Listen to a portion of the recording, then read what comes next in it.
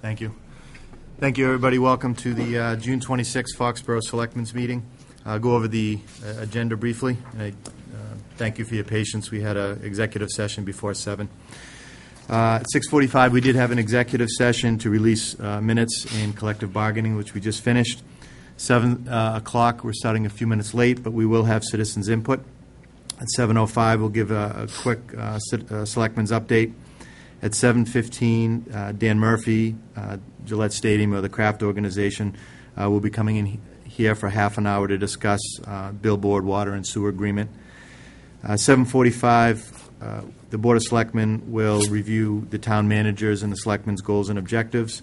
At 8:15, the town manager is going to present a suggestion for citizens' input policy. At 8:25, we have 2 items, discussion of the town manager's yearly salary adjustment, and also the discussion on town council.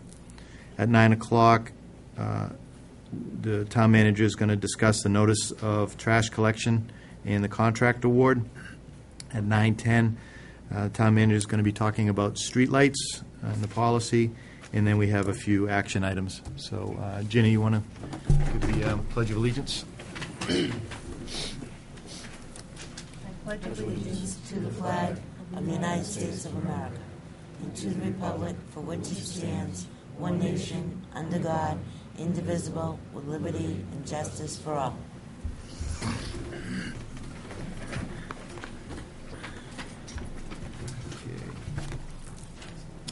So is anyone from Citizens Input, if you could just come to the microphone and introduce yourself?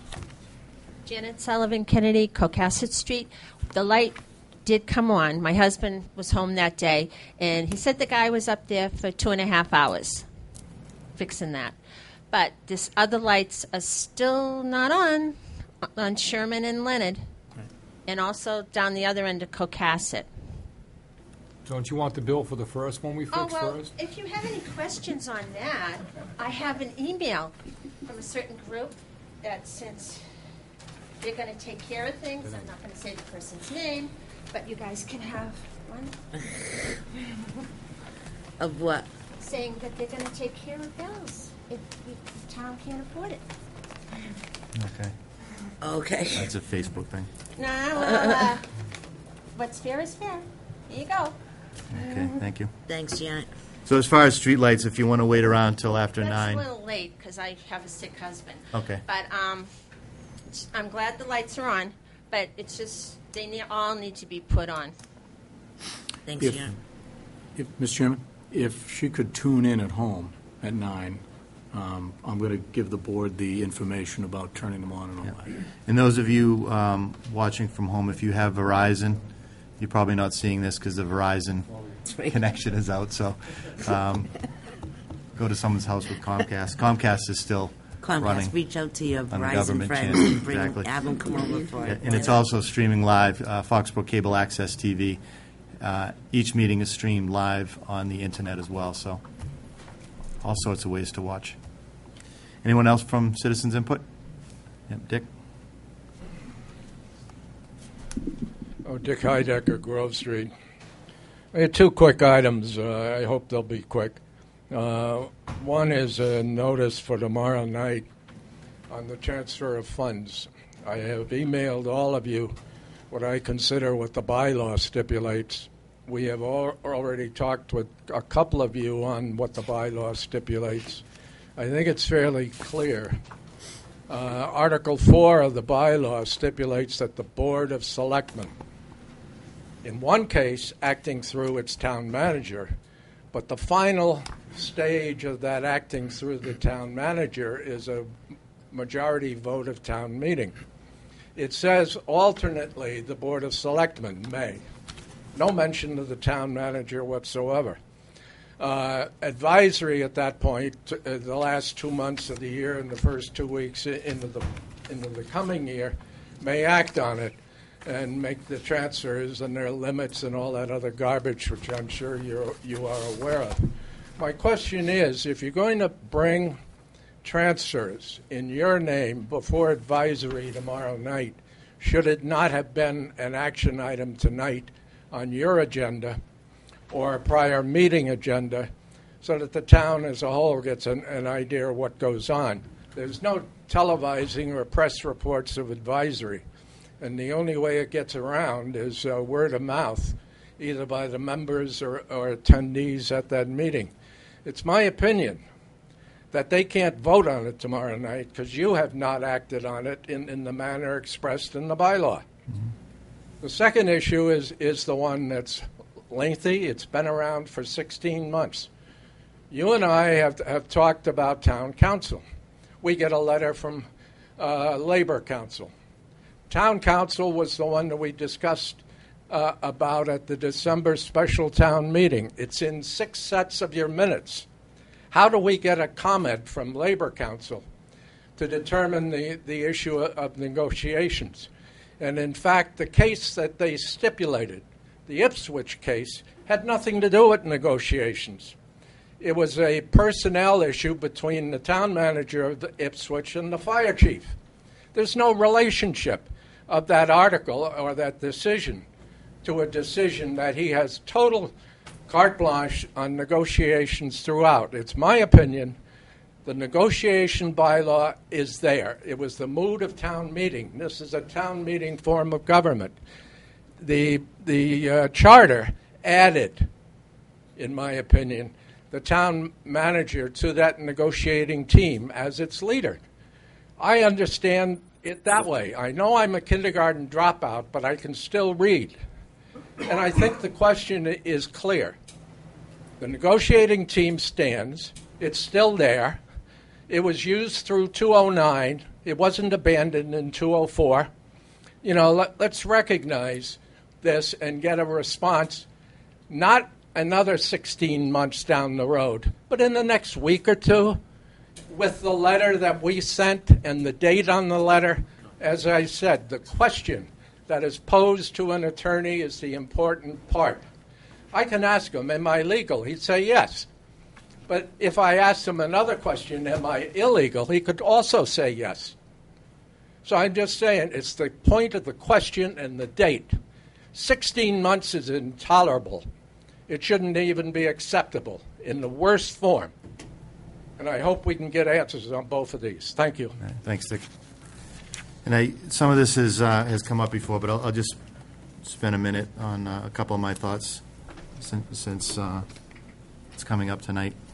Can the advisory committee vote? I discussed this with you at the master plan, and I did look into it. I looked at the Town Managers Act, and I looked at the town bylaws. I think they can. They have in the past. I think they continue to do it. It's your opinion. It's my opinion. It's your opinion that they can't. It's my opinion that they can, and they have been doing that. And I can share with you the sections of the Town Managers Act and the bylaw that I'm referencing. A couple things that we were working towards, and you'll see a little bit of it tonight. Under the goals and objectives, one of the specific questions deals with the Town Managers Act, and one specifically talks about who sits in on that committee when they're negotiating contracts. Is it personnel? Is it a selectman? Is it neither? I've looked at different towns. There's no standard. I've looked at what we've done in the history, the short history, and over the last 2 years, and all three are different. So I think hopefully once we look at this Strong Town Managers Act, which we have started initiating that group to figure out what our town manager can and can't do or should not do, we'll have that answer. But to jump on your opinion and say pull this back from tomorrow night, everything that was being proposed to the advisory committee tomorrow night was sent to the board. We're looking at it. It's not like we're not in the loop. But to do that formal vote, I don't think we need to do it, and I don't think it's in the bylaw. But again, that's something that we're looking at. Okay? That's it. So, thank you. I'll write a response to that. Well, you can write it, but we're not taking any action on it. Well, and all it's just going to I'm come saying into the pile until we figure this out. It says the BOS. It doesn't say anyone else. And if you're submitting something for a monetary transfer, it's either through town meeting, the first part of that Article 4 paragraph, or the second part, It's to them under your label. Oh, no, I understand exactly what I you're have no talking about. problem. If it's under your label, fine. Yep. Okay. Anyone else from citizens input? Yep. George? George Leonard, Aldrich Road. I have been making a number of comments over the past year about the handling of the preparation and the submission of our warrant articles. I have done some research in a number of towns, and I find that in a number of towns they have a committee, warrant committee, to do this. Not that they are the ones who prepare the warrant, but they are the ones who review it before it's formally presented to the Board of Selectmen. I ask that you make serious consideration in forming this committee for Foxborough. This is something in addition to the advisory committee It's and got their role? nothing to do with the Okay. advisory committee. I do have one town with me right now that was the simplest issue. But the point of it is that they were a collector of information, and then they were the presenters, which meant that what has happened in the past, people have copped out. Mhm. I'm not responsible. I'm not responsible. Sure. Well, who is responsible? No one will take the responsibility for it. This is what this warrant committee does. Great. Thanks, George. Anyone else under citizens input? Thanks. I'll be brief. I just wanted to give an update on some of the surrounding items that we're dealing with or participating in. Last week, just a little bit of kudos to the planning board. If some of you guys had attended, and I saw you and some members attended, the planning board effort. If you remember, there was a warrant article that we approved to do a master plan study. Last month, they did the first round, which was, what does the town want as a whole? Where are we going? And last week, it was, what are we doing around downtown? So that spurred a lot of discussion. The consultants in the planning board, I think, did a great job. And I think the next step is they're going to pull all that together. Part of that also, we and I hate to keep asking for us to go to more meetings, but this Thursday at the planning board, at joint meeting here at 7 o'clock, and that's that state piece on the housing, whether we let the state dictate how the housing works on the 40B, or do we take an active role. So that'll be this Thursday night, and that should be a good piece to the master plan as well. July 11th, we have a joint meeting with the school committee to appoint somebody in replacement of the person that just resigned. So that's on July 11th. So I guess it's a last call. If anyone's interested, please see the secretary of the Board of Selectmen or the school committee to put your name in that hat. And I think we have probably about 3 or 4 candidates already. Quick discussion on the post office. I know it was in the paper that we're looking at different options. I don't think this board has looked at anything on the post office. When the story broke, I think, Ginny, you within a couple minutes had emailed me to see if we're doing something. I did reach out to Jay Barrows, who reached out to Senator Brown's office, who reached out to the federal post office, and we're hopefully getting a group together. And I think that's important because that's a piece of the downtown, and it's a convenience for the residents. So when that time comes, maybe a couple of us can sit with that group and pose some pointed questions to them. And then just a little unusual, we did meet at 6:45 before the meeting. One was to discuss collective bargaining that we're doing with the fire department, and one is to release minutes, which are relevant to something else we're talking today. So I appreciate the 15 minutes that you guys stood outside the door. So we're going to get into 7:15. We're running about 15 minutes late. The craft organization, I'm not sure exactly what you're going to speak, but from my perspective, they approached me, and Linda went to a meeting to kind of a little bit after the postmortem of the casino, and says, we need to work together collectively. What do you guys want? What do we want? They went to the water and sewer, kind of put a branch out to them.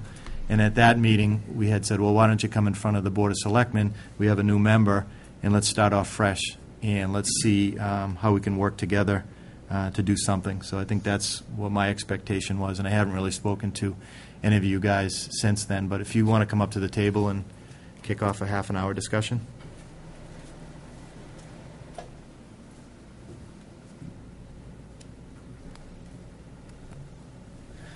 Hello.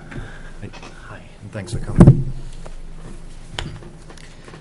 And if you could just, for the people at home, just introduce yourself. Sure. Dan Murphy with the Craft Group. Ted Fire, Craft Group. Just get into it? Sure. Okay. Well, thanks. As you mentioned, Jimmy, we did attend the Water and Sewer meeting on June 18th. Actually, we attended the last two meetings with the Water and Sewer commissioners, and we talked, we got a better understanding of the several things, the last two open bids. We understand the high priority the town has placed on sewer with the master plan. We talked a bit about the month-to-month agreement that we have right now on the advertisement of the billboards, and I think we all agreed that it doesn't serve either of us having just a short-term month-to-month. In fact, we're getting some pushback now from some of our advertisers with the uncertainty of being month-to-month.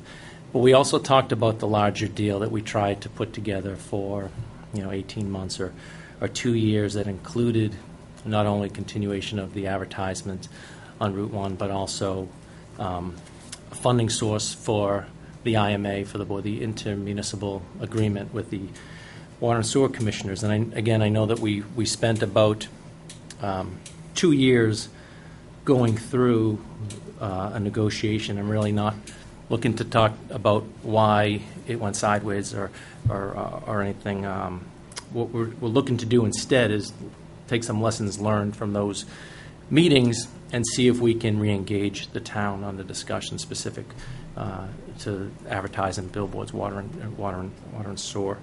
One lesson that was clear to us is that I think we need to be talking to a larger group, and we expressed that to the Water and Sewer Commissioners, that if we go forward, and we hope we do go forward, a suggestion we have would be that the town create, not unlike Mark, the Patriot Place Negotiation Committee that you led, an ad hoc committee of 5 members, which would include a representative of Water and Sewer, representative from Board of Selectmen, representative from Planning Board. I think it makes a lot of sense to have a member of the town advisory there and town council.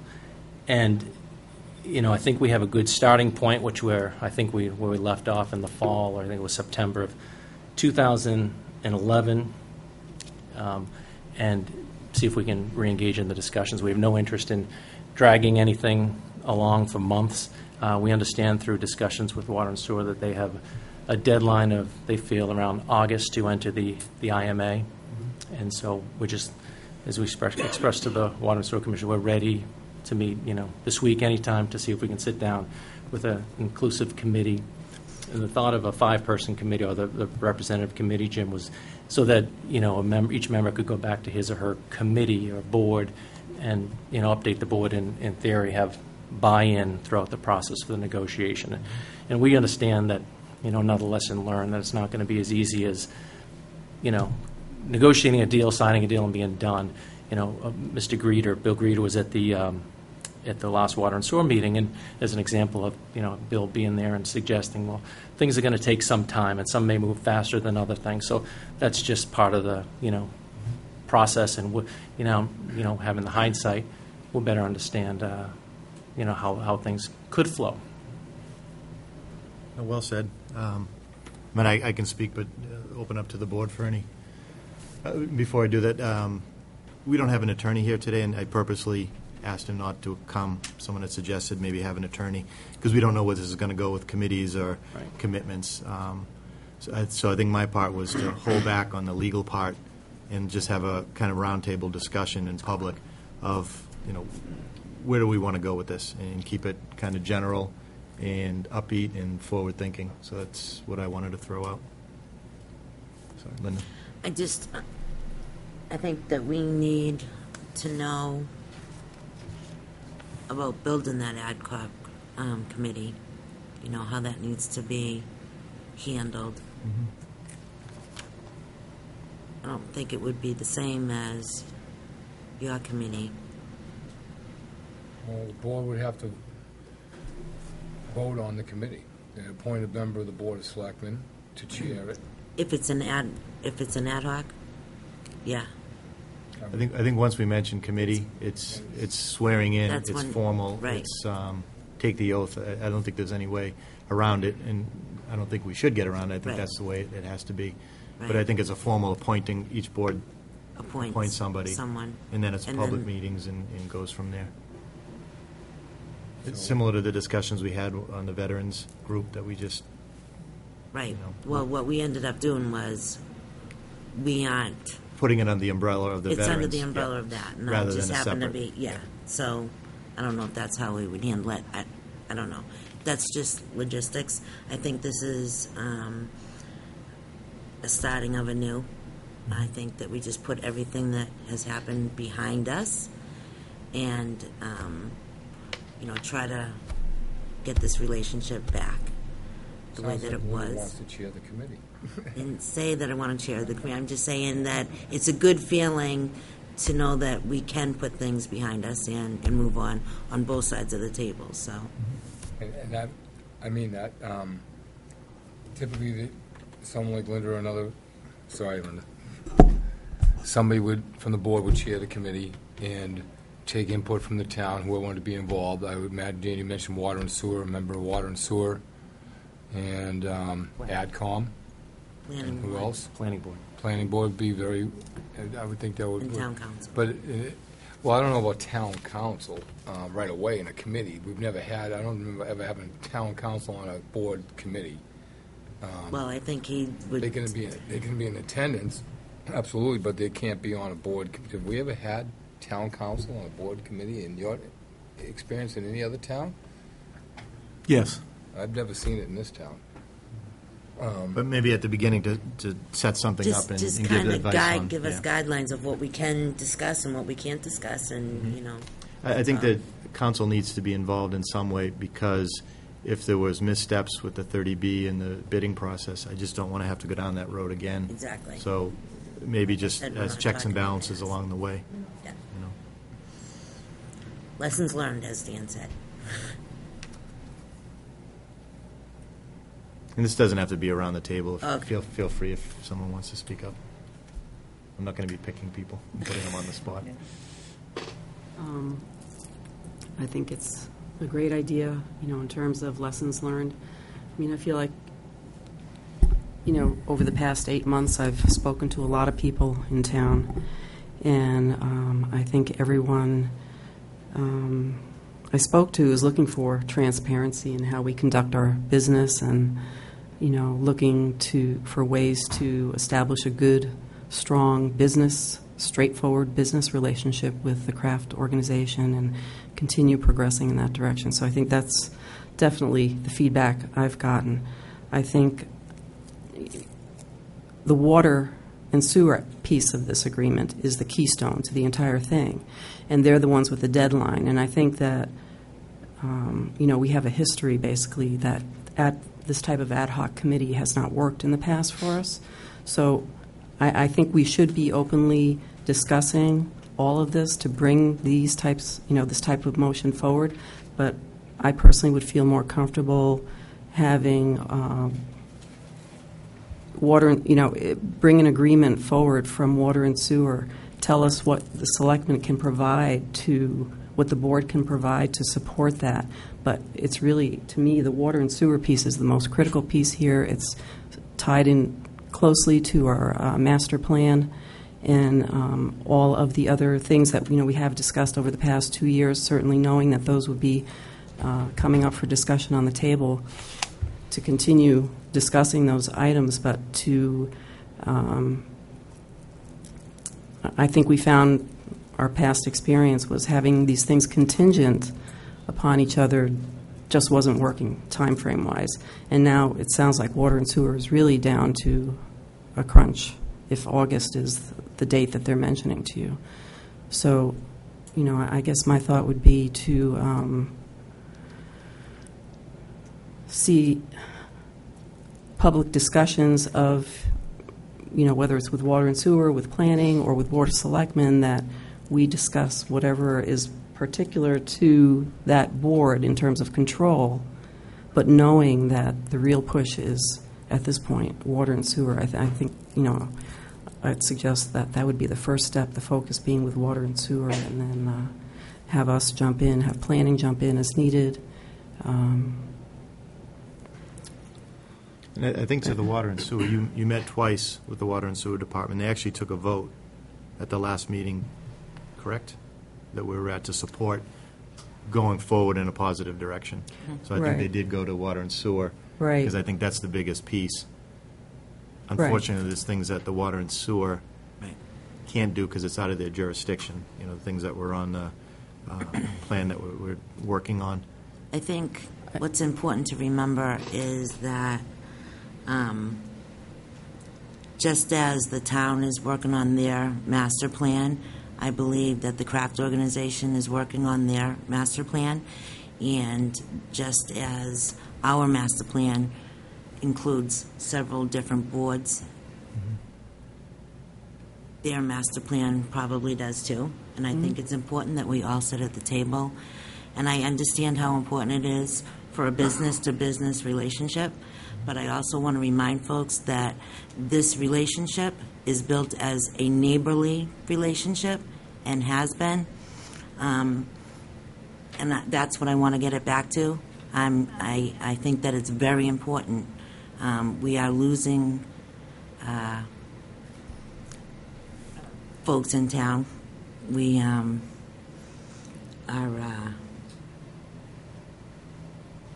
I've been speaking to my public too that speaks to me, and they feel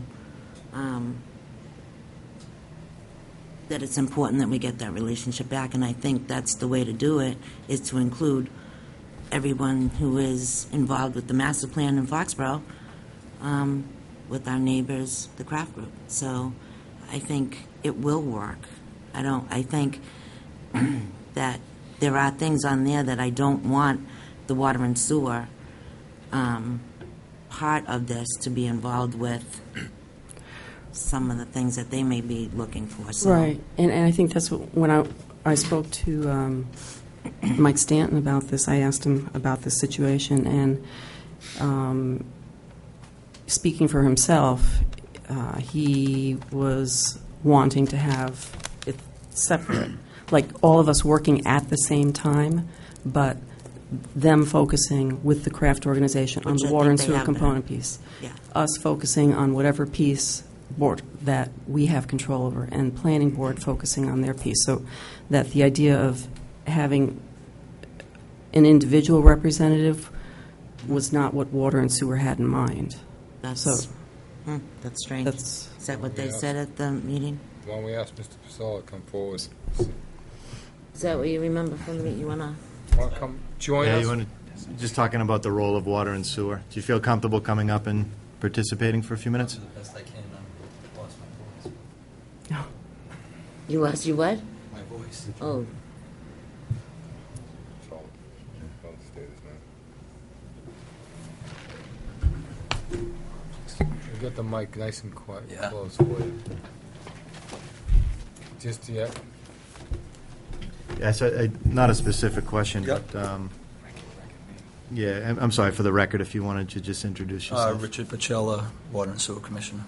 So you were at the meeting that Linda and I were at, Correct. where the craft organization came Yep. in front. And not to oversimplify it, but basically they said, we want to work together. Yep. There's to-do lists on both sides, and you were pretty receptive. We asked them to come to the Selectmen to kind of do the same thing, and now we're going to put both pieces together, plus a bunch of other Yep. stuff. How do you get any impressions from the water and sewer, that it's a one-person group, person to send over, or a couple, or periodic going back and forth? Yeah, I believe streamlined, but I think I can only speak for myself.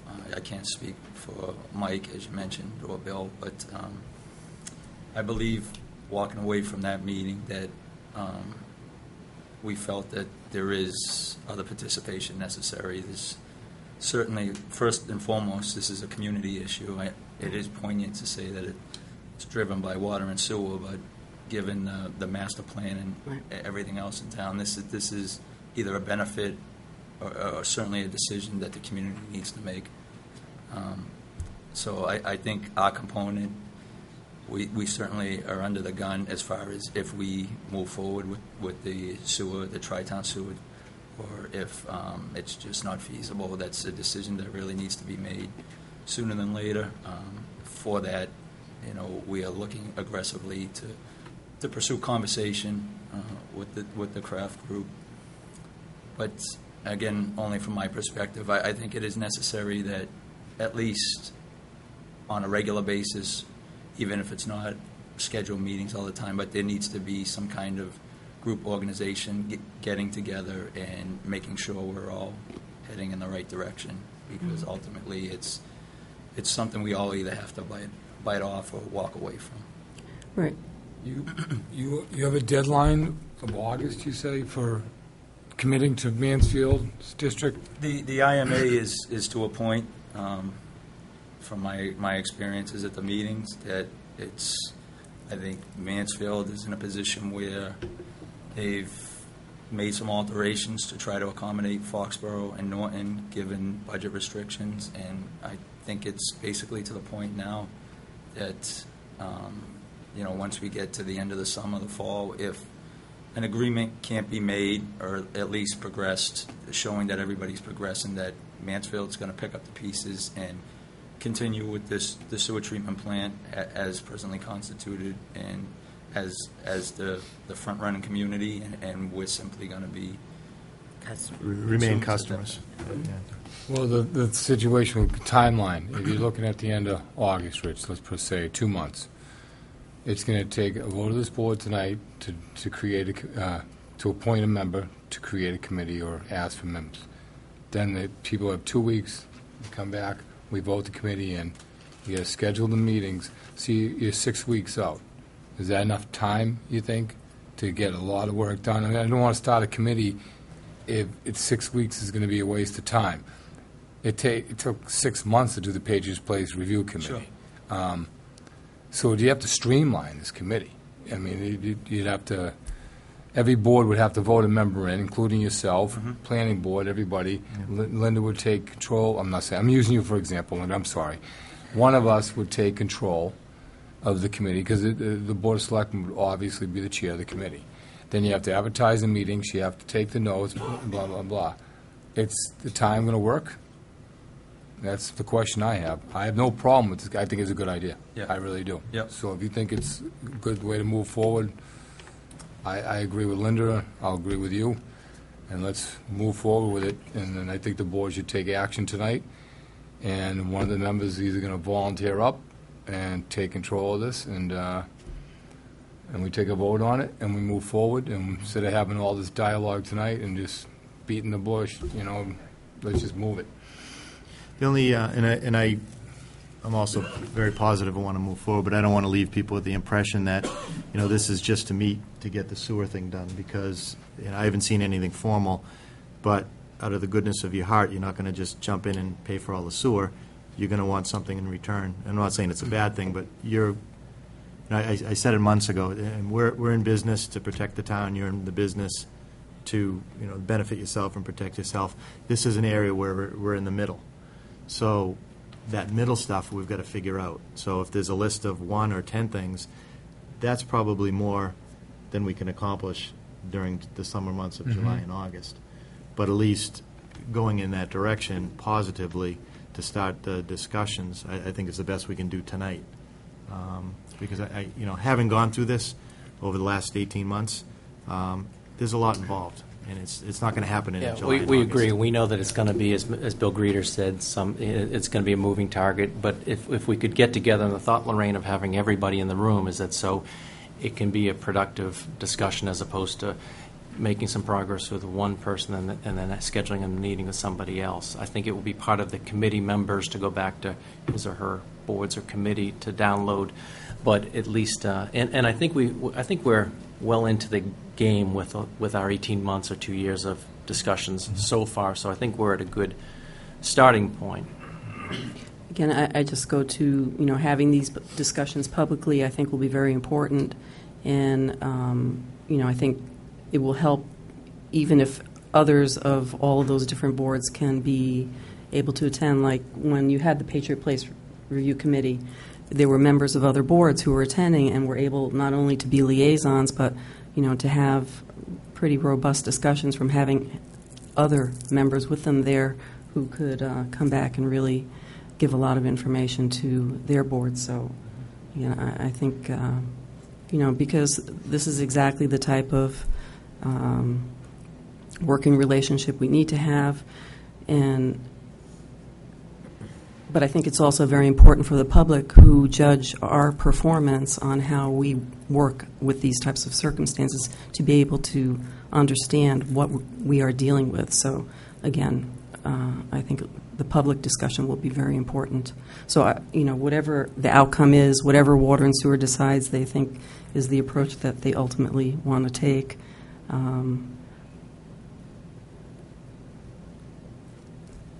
I think having that out in the open will be very helpful. Can I make a motion? Before we make a motion, anyone else want to say anything? Was there something specific you wanted to get from us tonight before we go in the direction of a motion? Or is it just you wanted to? I guess if you vote for the committee, and if you like, I know we discussed this, and I don't know how we left it with water and sewer. If we could speak to your town council, and our council could talk to your council to talk about how such a committee could be formed legally. We just need your blessing for that, and then if you want to, make a motion to form a committee, that I guess that would be great. I just want to suggest, would it be possible for us to hear, have Water and Sewer make a formal decision? Is your group in favor of this ad hoc committee approach? I think that's just one piece I would like to hear, if possible. But I think that's the meeting that I attended, and you guys did formally vote. It was unanimous to move forward with the committee. In discussion, but that's the piece that I'm getting from Mike is different. Sounds different. That's my only concern. Yeah, we definitely voted that we were in favor of discussions happening. I can't say whether it was, with the committee or without a committee. Right. The only question that was at hand during that meeting that I remember was that the Kraft Group had asked that their lawyer and our town council speak to find out how we make this mechanism of a committee work. And they weren't sure on that. No one really was sure on it. So that really didn't get voted on that I remember. Is that right, Dave? No. It didn't get voted on. It was like a discussion of, what are the nuts and bolts that we have to do. So I think that through Kevin, if we could have town council speak to their council to figure out how to do this ad hoc committee or what best would work, and I think that everything was going to be out in the open. I don't think anything was going to be in violation of any open meeting laws. We certainly wouldn't do that. So, I think if anything, if we vote on anything tonight, it would be to enable town council to speak to their council about how to go best about, forming that and having public discussion. Rather than jumping in and appointing something to a committee. I'm just cautious about that whole 30B billboard, private land, public land. If we go down that path and there's a committee to support it, we may end up in the same place as before. So whomever the town council may be moving forward, put those two people together. Well, that's I just said, when you're talking about the town council, is it just what the committee will be able to do? What decisions the committee will be able to make? Not decisions, no. Or is it just guidance? It would just be how best to form this committee, I think, and what the discussions would be, and procedure-wise, because I don't think we've had anything like this, other than Mark's, which was a little different. a lot different. Yeah. We don't have it's not like we're negotiating anything right here. We're getting information from them. They're going to get information from us. It was an impact and then committee. present it, It was about impact. It was not about Exactly. It was all about So that impact. something was on Was the table. They different. were reviewing the impact. exactly. Here we're, And then there we're was a voting to put negotiating something. team. That was a whole different. Kevin, you want to? Yeah, Mr. Chairman, members of the board, I think I can help you on this and maybe expedite things a little bit. I think the board members have all spoken that the idea of a committee is a great idea. I happen to agree with you 100%. We need to reestablish communication in an amicable way, and this is a good opportunity. We just dealt with this question, Linda knows, with another committee, the Veterans Committee, and here's what we found out. And so I think this is pretty simple. A committee formed of one member of multiple boards is perfectly fine. Each board can appoint a member to it. It's not a formal committee in the sense that it's governed by the open meeting law unless it wants to be. And it can have any range of discussion that it wants to have. And in this case, all you're doing is you're having a mutual discussion about whatever issues the two parties want to have a discussion about. You're not necessarily making any decisions that bind your parent boards. You're not negotiating a contract. You're just having a discussion. And there's absolutely nothing wrong with that. We're doing it right now with a veterans group formed identically, members of different boards and committees, having a discussion about an issue, coming up with some ideas, and going back to the parent board. So if that makes it simple for you, whether you do it tonight or you do it at another date, I think it's just as clean and easy as that. Great suggestion. Board likes it, planning board likes it, water board likes it. Get it going, get the discussion open. I really don't want to see you waste 2 or 3 weeks of lawyers talking to lawyers. Things tend to get complicated, not that I don't love lawyers, and any in the room, please, no offense. But this is a simple idea of people just exchanging an idea. Concepts. Is that how you guys see it? I think we're off to a good start because I agree with Kevin. Okay. Wow. I think you shut your microphone off. Pop the champagne. You know you just got So caught. why don't I spearhead as the chairman of this committee? I can reach out to Bill Early for the chairman for the water and sewer, and maybe who's chairman of the planning board now? Kevin. And the 3 chairmen can kind of figure out a direction. And it may not be limited to people on the board. I was contacted by one resident who was a past member in zoning and planning and has time to do it and has a little bit of experience, and I think that would be a great. So it doesn't have to be, all from elected boards, but we'll figure out something, and I'll come back to this board, and they'll come back to their boards, and probably sooner than later. Okay. Is there a point person? Would that be you? Yes. All right. Fair enough. Sounds good. Thank you, Good start. gentlemen. Thank you for coming in. I appreciate it.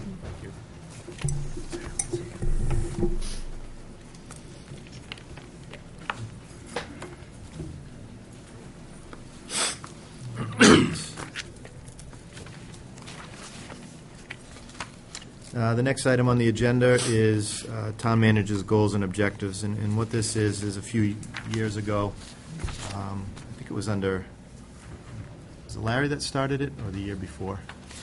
We started With Larry. way back. With Larry? No, it was way Before back. Larry? Coming up with We goals did and it, like, with objectives. Is it? Paul Feeney, don't you remember? And, Oh, yeah. yeah, it goes way back. And so the selectmen, in concert with the town manager, put together goals and objectives for the year. And then this is important because it guides the town, but it's also important because this is the measuring stick when we do our town manager's review. So at the end of the year, I think we had many more last year. We whittled some down. Some got taken off the list and others got added. Lorraine had sent out the list to all the members separately. We added what we wanted on there. We sent it back to Lorraine. So what are we looking at here? Do you want to? What I thought we could do is just walk through these quickly to make sure that everybody understood, or just to see if there were any questions about any of these items. Some of them are similar, so we can reword them and group them together so that they're just one item instead of 3 individual statements. So starting off with having a better understanding of the Strong Town Manager Act, question need to change or abolish is one item. The next 3 actually have to do with water and sewer. Developing an effective sewer strategy, expanded work with water and sewer and others to develop effective sewer strategy, expanded program, support water and sewer efforts to maximize revenue productivity from signage, Route 1, work with planning, water and sewer, future growth projections, impact. All that ties into the master plan. Work with planning for new economic growth, Route 1 master plan, look at downtown zoning. Route 1 development, monitor impact, request quarterly update, zoning subcommittee, planning board. So all of these in one way, shape, or form are kind of intertwined. In Implement succession planning for key roles. Hire a human resources director. Consider other advertising options, professional associations to reach out. Liquor license oversight. Have community participation via the creation of a community review group. That was something that we had discussed back when I did the update on liquor license regs with Chief O'Leary. Develop the veterans benefit during deployment policy or bylaw. Town Asset Review Committee initiates sale of parcels, which is linked to the next item. Strategy for maintenance, renovation of all town buildings, build a new town hall. The next items are financially related. Review 3-year financial forecast working with school committee, complete fire department, police department overtime analysis, examine opportunities for additional revenue streams, continue to reduce healthcare expenditures, develop strategies for consolidation, streamlining service delivery by department, identify opportunities for regionalization of services, determine road repair plan funding, work toward municipal energy efficiency, renewable energy options, establish a government review committee. This would be to establish standards of conduct, such as operating procedures for the Board of Selectmen, establish greater contact with citizenry, which right now we have the office hours that have been started, adhere to timelines for stadium events, provide direction to Stadium Advisory Committee, and in order to make sure that there's complete vital information for events. One joint meeting annually with boards to review purpose and goals, regularly read minutes, more meetings with Advisory Committee. Hold public meetings for educational purposes. Target completion of union negotiations before contract expiration. Include a Board of Selectmen member as an observer in contract negotiations. Comply with contract terms for the town manager, finance director, establish annual goals and performance reviews, and hold department heads responsible for employee actions.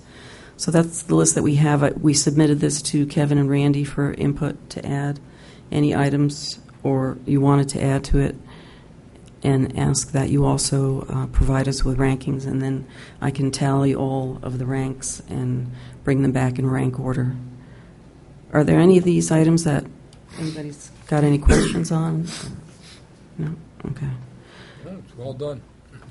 It's compressed a little bit, so it's not such a huge amount in the past. I mean, Well, it's still huge, though. Yeah. It it's is a very huge. big, I mean, but It it's, is big. it's a lot shorter than the last prior It looks year. more like a 5-year than a, Yeah, but They'll cover I mean, many years, I'm sure. prioritizing some is definitely needed to Yeah. prioritize some, and I think we all get the opportunity to do that, and Yeah.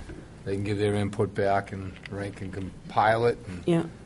And then once we prioritize it, then when we go through that the next time, we could make assignments. So some of them are obviously just Kevin's responsibility, or Kevin and Randy, or maybe Kevin and Roger Hill, but others might involve having a member of the board to help either facilitate or, like, for example, Town Asset Review Committee, I'm chair of that, so I would be on there with Randy participates in that, and I know we've had your assistance, so I think tying that all together with assigning names the next time we do it would be helpful. How does this look to you, Kevin? It's a great deal of work, and thank the board for coming up with all your ideas, and Lorraine for compiling it.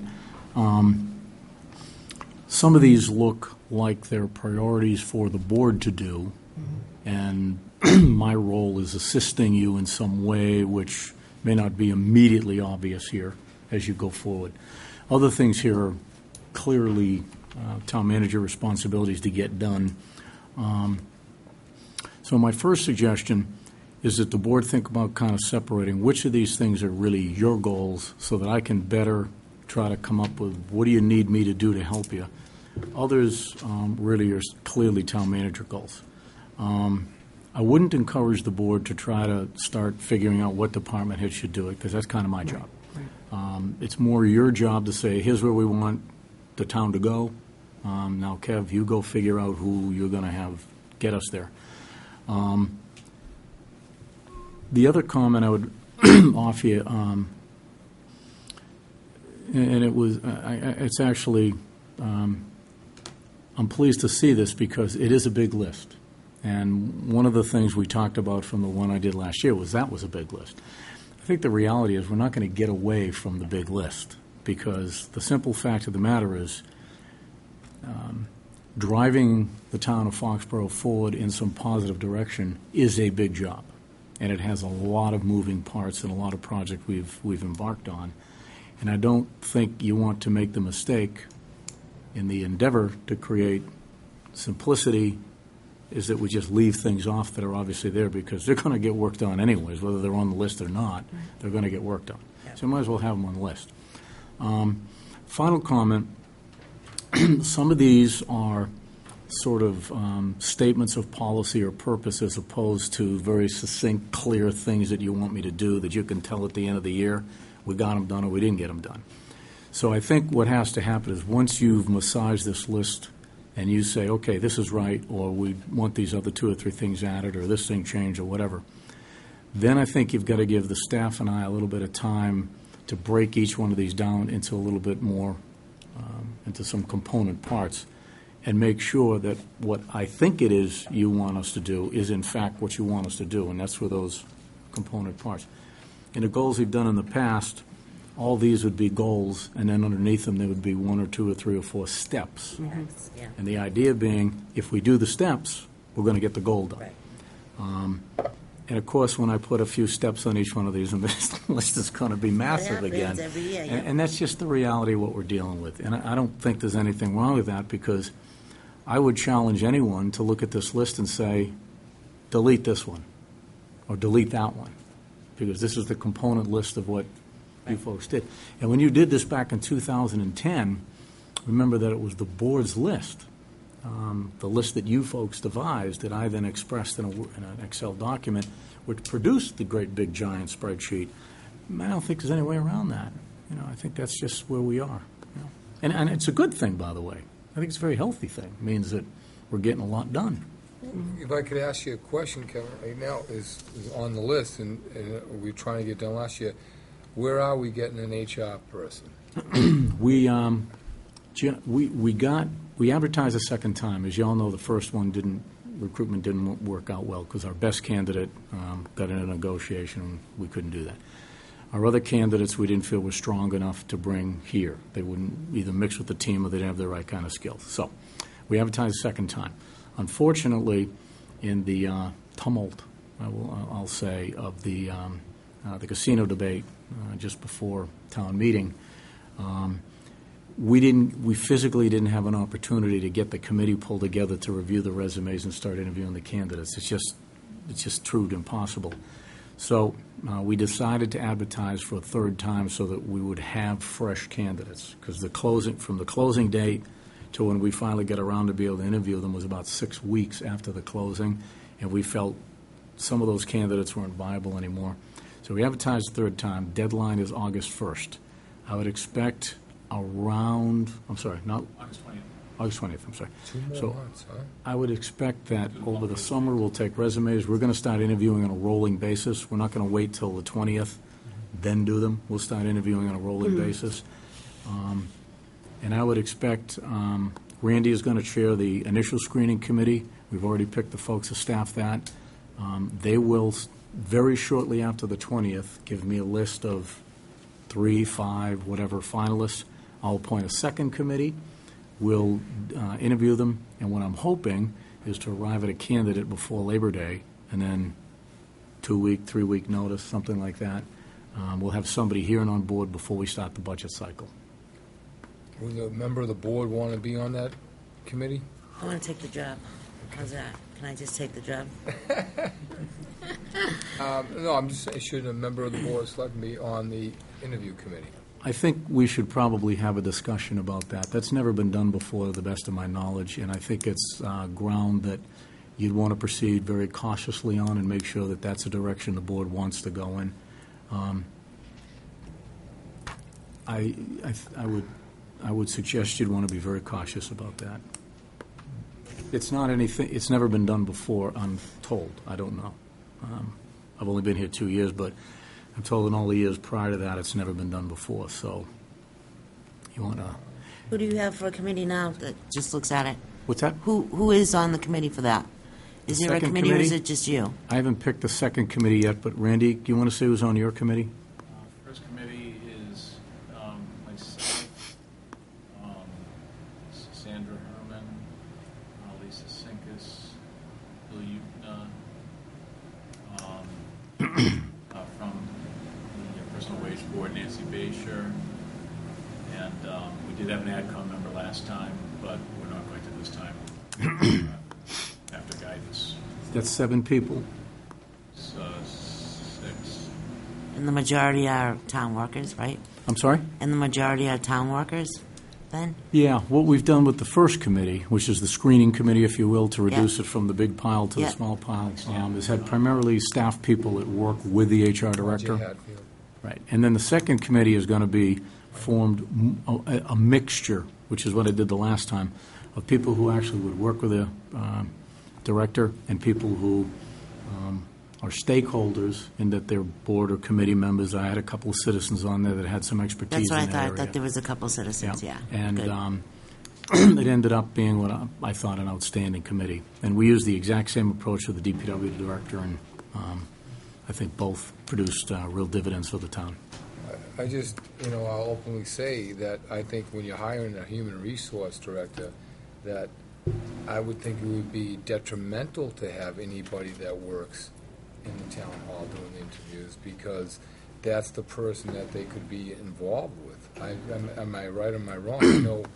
When you interview people that could possibly be dealing with you in a disciplinary matter, doesn't that create a situation? We're off track a little We are bit. getting way Oh, off we track. are Oh, definitely yeah. off track, because Yeah. we're not on the agenda for this, sorry. No, we're definitely Let's off hold track. that, but I think there's some merit in there, but there's precedent, and just 2 suggestions and a question.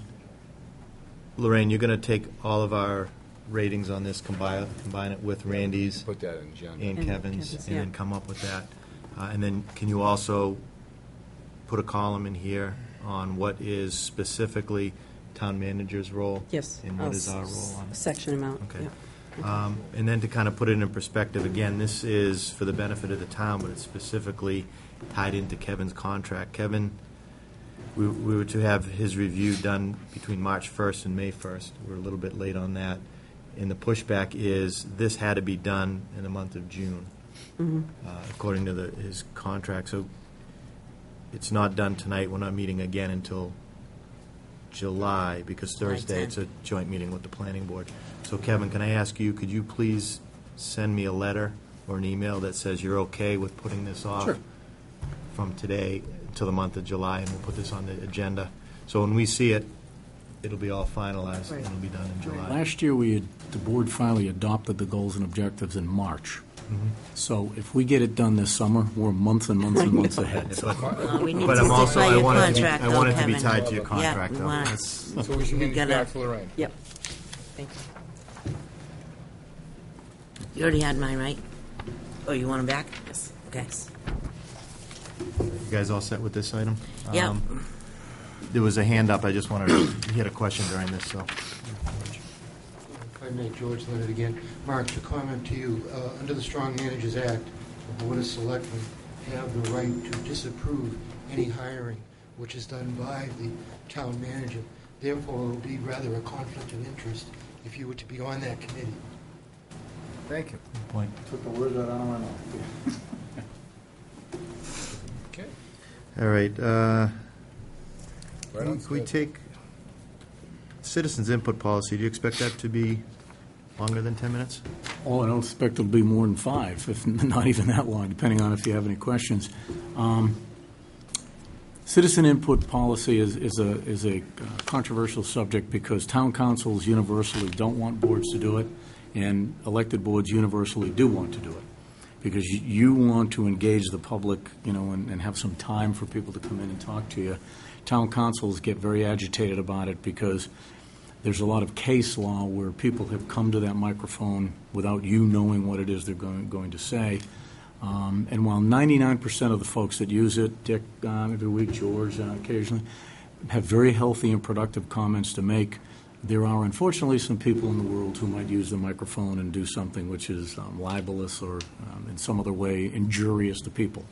And that's why the town councils get very excited about having open mic. Because by the time somebody commits the libel, it's too late. You can't take it back. And if your office is used for the purpose of allowing that, we are now culpable and liable ourselves.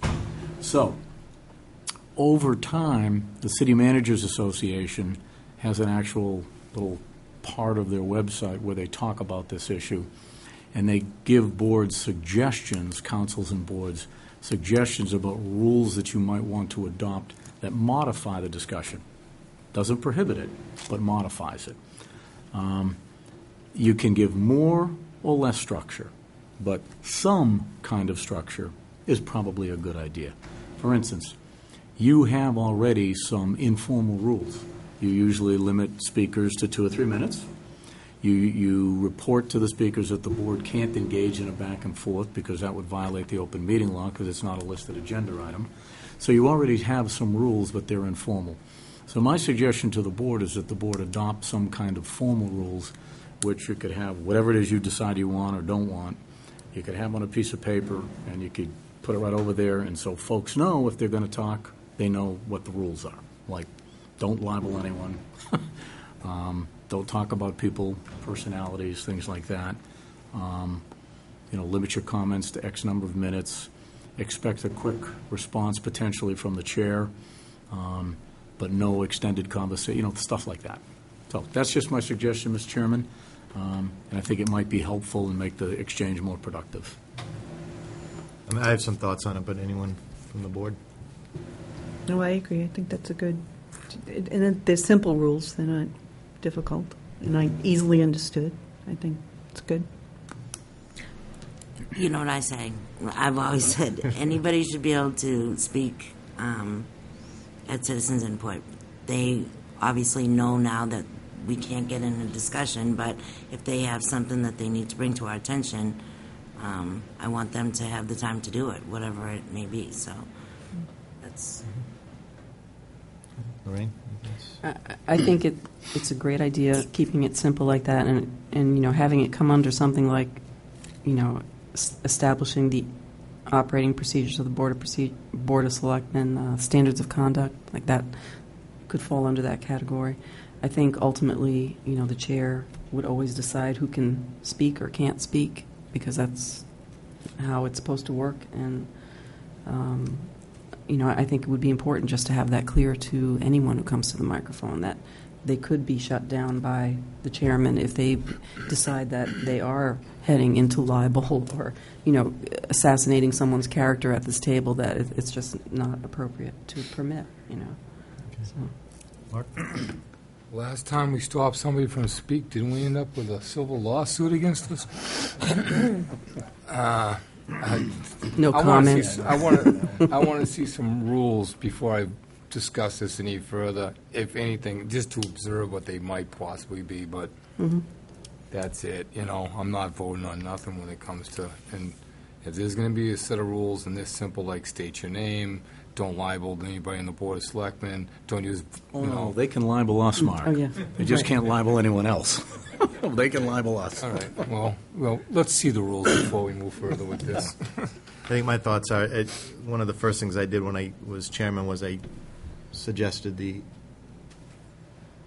not open meeting, the Office hours. Office hours, yeah. because I know people are nervous enough to get up to the microphone, and I think we represent the good, the bad, the ugly. I don't mind if someone gets up there and just speaks off the cuff. I think it's up to the chairman and the board to kind of simmer it, but I don't think we need common courtesy rules posted that's going to make people feel a little more uncomfortable.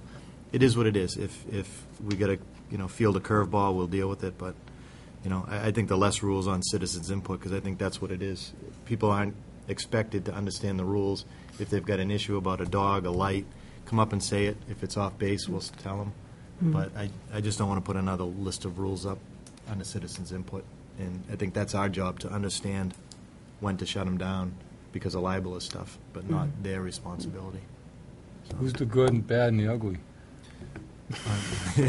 Wait a minute. Don't want to put a label on you, Mark, but He's libeling me, no. Can I just mention office hours for July? Yep. We're going to change it from July 3rd to July 10th, right? Is that what we decided? because of the, Okay, 4th of no July. office hours on July 3rd. I'll be down the Cape. But we'll be here July 10th, 10 to noon, and then 5:30, 5 to 6:30. Thank you. Thanks. So any consensus on the board on the citizens' input for Kevin? Anyone feel strongly one way? I lean towards you and Linda. Big, no problem about it. But As no long doubt as about people understand when they come up to the microphone that, Big Bad Jim might shut them down and say, you can't go there. The Don't go entertainment there. factor anyways, I think. But- Well, I just let think it keep going. it's common courtesy and common sense. I mean, I don't think you have to print them, to be on the microphone, but I think it's just, I think you could make an announcement at some time, just be aware of this is what's expected at citizens input. People are welcome to come. It is citizens input, but, have a little common sense when you get up to that microphone. And I think we have, made mention of it, especially when the open meeting law changed, that whole thing about citizens input. We let them know, like, right off the bat that, this is, and that's why we have it on here, that it's topics that we don't know, and therefore we can't discuss. And usually, if anybody brings something up, the chair usually states, thanks for your, but we can't And I don't think engage. it hasn't been an issue that we've got to change. It's not like Oh. week after week after week that we're dealing with something. I just haven't seen it an issue. I mean, people were upset at National Grid, and, they may have said some things, but National Grid hasn't come back at us. So, Okay. All right. Eat that one. Can we take something out of order? Let's put the, because I think the 825, the town council and the town manager is going to be a little more lengthy. Streetlights and notice of refuse collection contract. Do you want to talk about the trash contract? I gave the board a memo. I just, unfortunately, I apologize. We had a little disconnect in the office.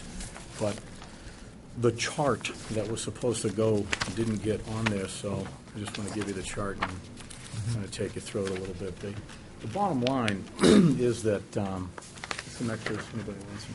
The bottom line is this is a terrific deal for Foxborough's consumers. I've awarded the contract as of today to the firm of Russell, I think it's Russell Waste Management is the proper name of them. The proposals, well, let me just say, and I'm going to turn it over to Randy to go through the matrix on the one you see in the back, but the bottom line here is a good deal for the ratepayers in town for the following reasons. Number one, the pricing that we've been able to achieve with this bid basically means that folks in town that, thanks, Kev, folks in town that use the commercial, the town municipal contract, and I think that's about 80% of the homes in town, correct? Are actually going to have a price now guaranteed for the next 3 years for sure, and with a 2-year option, which is less than the current price they're paying. So that's a great deal. I'm sorry, which company? That was Russell? Russell, R-U-S-S-E-L. The other thing is, because we've got a surplus in the trust fund, we're going to be able to give the ratepayers a free month. The month of July, people will not have to pay for. They will pay for bags and tags. Right, they will have to pay for bags and tags because we have no way to pay for that. But the charge to the hauler for the month of July will be free to people in town. So, that's the highlight of it. And just to give you the rough number, the savings to the individual homeowner is about 23% compared to current pricing over the 5-year life of the contract. So this is going to save people a fair amount of money. Well, that's the good news. We had 7 proposals from 7 companies. I used a committee of myself, Randy, Pauline, the health director, Kevin, who's here tonight, Bob Swanson from DPW, who has managed the contract in the past, and Roger Hill, the new DPW director. The first sheet you've got looks like this. Everybody took the proposals according to a standard questionnaire and evaluated them. And as you can see, two companies came very close, Russell and Waste Management. There was a small margin between them, but they scored at the top. And then on the pricing side, of those two top companies that scored the best, and that was in categories as the amount of experience they have doing this sort of thing, a proven track record in other communities, how many municipal contracts do they have the ability to do the billing, because we're getting out of the billing business, which would be a substantial savings again to the town. So those two companies rated the highest. We then looked at the pricing, and of those two companies, Russell submitted the best quote of the two, and so that's the basis on which the award was made. In a very highlighted way, as you can see, there is a great deal of complex analysis that's gone on about this bid, and we'll be happy to answer any questions that you might have. The new contractor doesn't start till August 1st, so we've got about 5 weeks to get word out to people in town. We had a meeting with them today and basically said to them, we don't want any problems with this transition. We had some problems in March when the current vendor sold out to Waste Management, and we had some issues in town. We don't want a repeat of that when we get this new vendor in August. The new vendor comes extremely well recommended from their municipal clients. We're not anticipating any problems. They're over in Walpole right now doing a terrific job. So we don't think there'll be any problem, but we admonished them, we don't want any problems. So we went through everything we can think of in terms of issues that could emerge and satisfied ourselves that we buttoned all those up.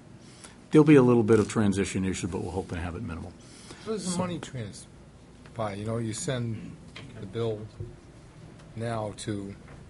Yeah, what's going to happen is, at the current time, the town bills the homeowner, and then the town remits payment to the vendor, to the company.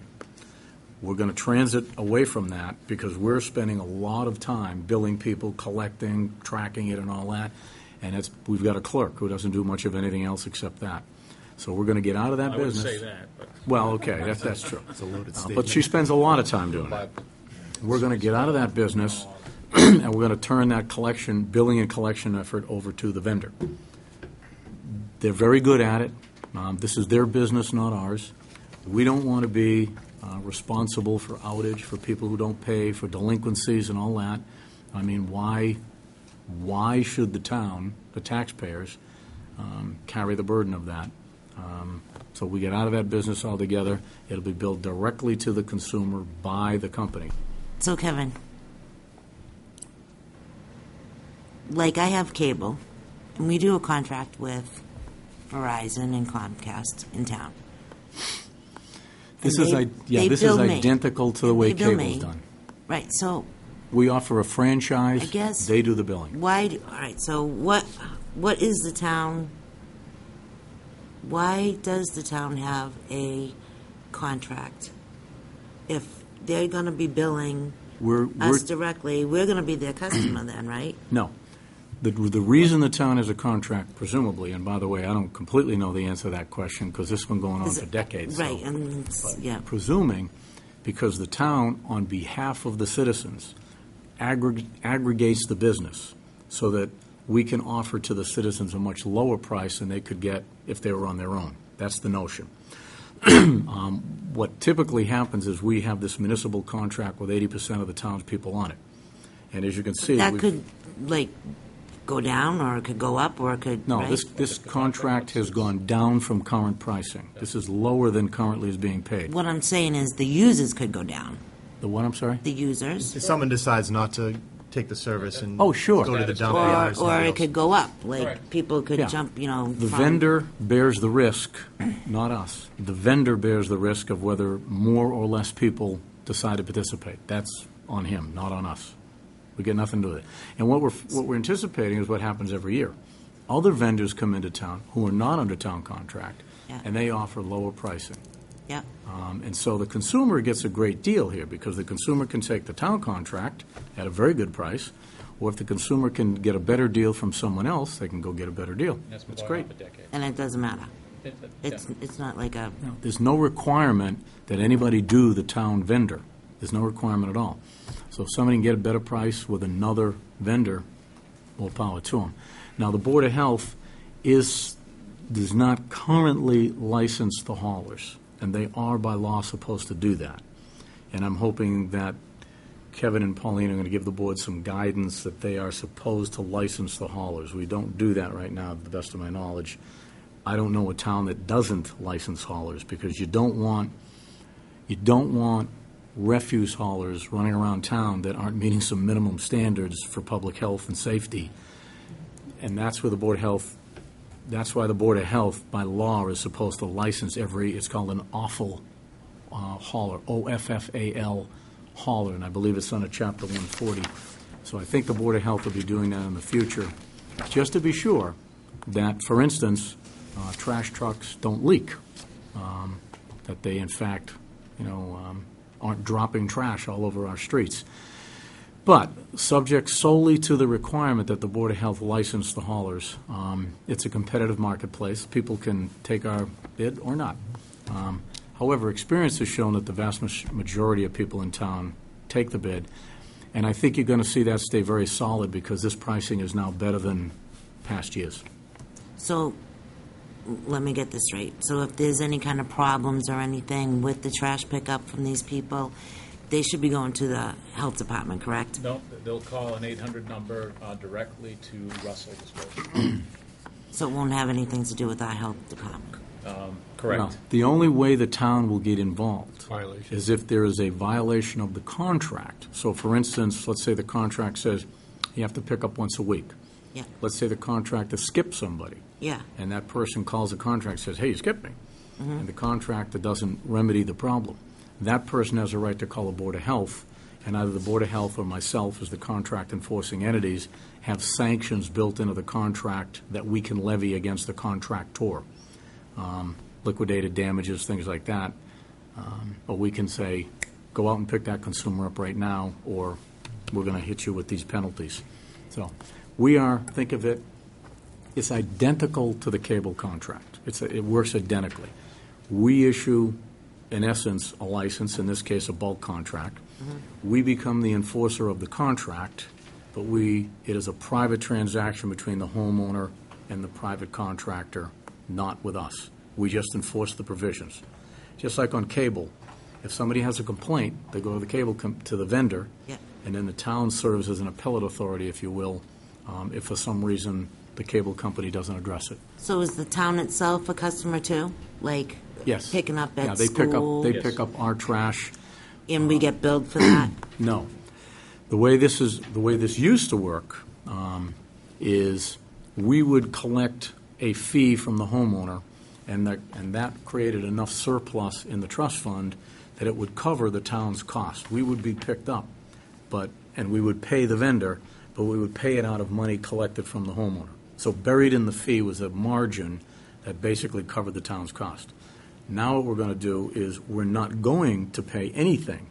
The schools in the town will be picked up at no charge, but buried in this fee is a small amount The which taxpayer, the homeowner pays who chooses to take the service. right?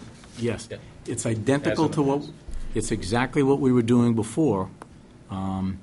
But at a It's savings. just structured a different way. I guess I just never really looked at this as deep as I have in the past couple years, and so interesting. Okay. Ginny? So what will the fee be? For, Well, given that we're going to give a free trash month on the biannual fee, so the first year will be an 11-month bill broken into a 5-month and a 6-month bill. which Russell will put out in July, payable in August. But the annual amount will be $137.45 for the first 11 months. And it goes to $141 and $145. Right now, homeowners are paying, those with the service are paying $160 annually. And then on top of that, we have been providing a price concession with the surplus in the fund, the equivalent of $26. Remember when we reduced the price? Those costs, were still real to us, but we used the surplus, basically plowing it back to the residents and billing them less, and the town picking up the balance out of the surplus. So, in comparison, that's in comparison to the equivalent of $186 cost to the town. That's the annual fee split up into two chunks. The bag and tag program, which is, as everybody who can use the service, they use bags and tags to put their trash out. That will continue, but there's opportunity down the road to move away from that, to move to automated collection. Fully automated. To fully automated collection, which then it's more expensive for the hauler to offer that, but it would still be at a savings because now the bag and tag costs go away as well, because you don't need those. And on average, per resident, based on our customer base and what we collect in bag and tag fees, on average, that is an incremental $75 a year on average per resident. So that would go away. So those are future options that we would have, and that's a policy matter. That so-called automated is what you've seen in other towns, where you typically would see two trash barrels, a green one, there's one particular vendor, there's a green one for trash, and then there's a green one with a yellow top, and that's for recyclables. A truck comes along, picks it up, dumps it. Another truck comes along later, picks up the recyclables. No one ever gets out of the truck and does anything. That's a fully automated system. It's more expensive, even though it's counterintuitive. You think it would be cheaper, because the vendor has to go buy all those green bins and do the sorting. And do the sorting. Because right now, this is the lowest cost way to do it, is basically the residents are doing the sorting work. So when you move to automated, now the sorting has to be done with machines. And there's nobody looking in the barrel to make sure what's in it either. But what if you have more than just, what if you're doing a major cleanup of a basement, and you have, right now you'd have like 10 bags, but if you go that fully automated, all you can... There are options to handle that. I wouldn't start mixing tonight apples and oranges, because fully automated is nothing we're even considering. The only reason we're mentioning it to you is because you're the policy board. If this is something you want to see explored, we'll be happy to explore it. We built it into the contract so we could do it if you want us to pursue it. Okay. But it is not in this bill. Can I just, will there be bulk pickup the way they have it now? Yes. Okay. We're going to mirror Call the vendor mirror the same way it's done now. Okay. Just if I could, Mr. Chairman, on this point of, I think it's a great segue to a particular aspect that I'd be remiss if I didn't mention. With regards to bags and tags, and with regards to any major cleanups that people may be doing over the summer, as opposed to the spring, the bags and tags that we're using today, the yellow ones, we will no longer be using those ones at the end of July. So on August 1st, when we move to Russell, they're going to have their own bags and tags that they will contract for and buy in, and we'll still use the same distribution points in the town and the surrounding areas for that. And we will make everyone whole. Anybody who has any excess, bags and tags, we will make them whole, including those who sell them. However, if you have them, this is a great opportunity to use them up to clean up your property and use up all your bags and tags. Question, James? Let's just keep Lorraine. I'm all set. Any considerations for the seniors or disabled people in town? Yep, there's an abatement program which we discussed today with Russell, and they'll continue to honor that. Great, thank you. That's a low-income or hardship kind of a program. Yep. And just the process, so there was 6 people on the committee, there was 7 vendors, 2 envelopes. One was just technical and qualifications, so the committee looked at those separately without any price, and that was unanimous. for this company? Well, you can see the results. Yep. You can see each person's scores over each company, so you can see how So they get everybody the high- scored. yeah, each And person, then once the each of the scoring was six. done The town clerk strictly came on the in. qualifications, then we opened the pricing. The town And clerk then held this- the pricing envelopes until we had finished the scoring, and the town clerk came into the office with the envelopes, and they were open one at a time. So the six, each person got one vote? Okay. Well, up to So 20. you didn't, you were part of the committee, Kevin, you were Yeah. one of the six? Yeah. Each person on the screening committee could award up to 25 points per vendor, according to a common set of characteristics that each vendor was weighed against, Okay. which were expressed in the RFP. Everybody was told these are the basic things that we'll be looking for.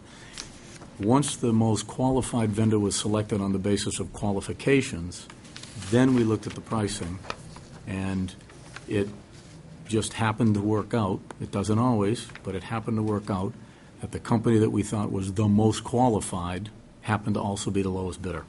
So that worked out great. Okay. You see the discrepancies, though. I mean, I'm not putting any.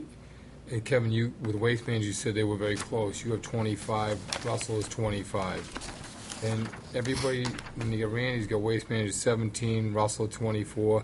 Then it's 23, 24, 22, 23, 25, 25, 25, 25. So the biggest discrepancy between Waste Management and Russell's was Randy's. What, I'm sorry, what are you saying? If you said Waste Management and Russell's were the two closest bidders. Yeah, their average composite score was 24.3 for Russell and 22.8 for Waste Management. And That's the everybody's scores down the road were very consistent, except for Randy's. Kevin was one above, oh, I'm sorry. He had 25, and everybody's pretty much even. One person tipped the scale on that Tipped one? it big time. Yeah. But I mean, that was that was the quantitative, but we actually thoroughly discussed each one of the proposals as well. It wasn't just we went by the numbers and run. This was just sort of a starting point to start the discussion. Yeah, the reason you have six people scoring is to take out any Anomalies. anomalies in one person's score. It's Which just is why I use the team as opposed to me scoring them myself, because I might be more harsh or, or more lenient toward one vendor or another. But when you have six different people scoring, No, there's other take ones that that are out. larger. It's, and you'll always have that. Yeah. Sure. Any more questions from the board? I just, it says that July is going to be free to the customer, which is us, due to a surplus revenue in the trash. So how much did we have in that? Well, we've had a surplus for from 3 years back, and it was about 400 some odd thousand. And so annually, each year at the town meeting, in order to fund the solid waste budget, we've been applying $100,000 of retained earnings a year to maintain to allow for a price reduction from 180 to 160, and then maintain that. So we've been doing that for the last 3 years, and it's really primarily because of the recycling efforts of the community that we've been paying sort of flat prices on tipping fees. So they've generated the savings themselves. So now after this year, I haven't closed the books yet, but we're probably going to be somewhere around 100, 150, something like that. But then we've got to pay a month's worth of bills, which is between $70,000 and $80,000, and then we've got to buy back the bags and tags. So at the end of the day, there'll probably be something left there, and then we'll can't be appropriate. Nothing can be done with it other than pay some bills that we have, and then ultimately that would be identified as something that could go back. Once it all shakes out and we see what the bottom line surplus is, we'll make some decisions about what can we do with it. It can only go to solid waste collection, but you could have a holiday for folks in the fall where we paid for a brush pickup or something like that. Yeah. You could have a day where everybody put bulk waste out and the town paid for it through the trust fund. We've got to let the dust all settle, though, because we don't know how many bags and tags are out there under the old vendor that we're going to have to buy back. So once we buy those back, we see where this all settles out in a month or two, then we'll know what the balance is. And we're paying out of the trust fund for the month of July. The ratepayers aren't paying that. That's a free month. Well, I paid mean, out if of the trust. ratepayers are going to have been paying for the town all along, I mean, I think that's the least we can do. Yeah, so they're getting something back. Plow back to the community. And we're not going to, that's not going to hurt us, like, I know that we're like ranked number 2 for recycling, right? It's us and Nantucket, right? Yeah. Is that still going to be the same? That's all up to the residents. I mean, if they continue to recycle the way that they do, we'll continue to be a leader in that. I mean, I think the community can be very proud about their efforts in recycling. Boy, when you throw an idea like that, a Yankee conservative idea like that, and this town has embraced it, and it's really going to be up to them, going forward. I think that's probably a discussion to have to Mark's point when you can start considering fully automated. We're not changing the way the program works. Right. So it's a pay-as-you-throw, meaning the more you recycle, the less it costs you to get rid of refuse. Yep. So it's identical, it's still going to have the bins and all that. So people have every incentive and opportunity to continue to be great recyclers. And this contract makes it in their best interest to do so because they save money. So we're not anticipating any erosion of the position we've got. Now, at some point, if the town in the future looks to a different system, like automated, then frankly, you probably will see a reduction in how good we recycle, because it will become like the other towns where a lot of stuff gets commingled and we don't do as well, because once you get that great big barrel, Everything goes in it? it's not worth your while to Yeah, I save. know. No, it shouldn't. Well, thank you. You guys there's been a lot of work and a lot of people involved in this. I think the last step is to get it out in the public so people aren't surprised, and you obviously know that. We have more work to do there. I know Russell said they're going to send some communications out to the residents, and we've got to change our messaging, on the website, and so there'll be a fair amount of communication over the next month on this. And last question, and this seemed like it was a fair process. It took a long time. There was a lot of people involved. This was not subject to the 30B procurement? No. Refuse collection contracts in Massachusetts are not subject to 30B, but we styled it Same process. as a competitive 30B procurement and pretty much follow the rules as are required to a T, including a pre-bid conference, bid changes with formal notification, all vendors, et cetera. So we styled it like that. And if, in fact, if for any reason this were challenged, it's all fully documented. And we did that because we knew there was going to be a lot of interest. We had a huge amount of interest. By the way, one thing I want to mention to the board, Kevin Duquette here from the Board of Health did phenomenal work. He's been researching this thing for about the last 9 months. I've learned more about trash hauling than I ever thought I would or ever wanted to know. Due to Kevin's tutelage, he's done a tremendous amount of work for us in putting this RFP together, and if you saw that document, you'd be impressed. And when we met with the vendors, I think we did 10 bid changes or something, so we learned even more. This has been a pretty complicated process, and Kev really spearheaded it and deserves a lot of recognition for an outstanding piece of work. Thank you. Appreciate it. All right. Thanks, Randy. Great, thank you. Thank you. Street lighting? Yep. You want to talk about streetlights? You know what? I got to grab, you're a little early on me. I needed to grab a file in there, and I didn't get it. So can you give me 1 minute to grab that? Okay. You guys want to take a Why quick don't we one? take, yeah. Yeah, we'll take a 5-minute break. Thank you. Thanks, Frank.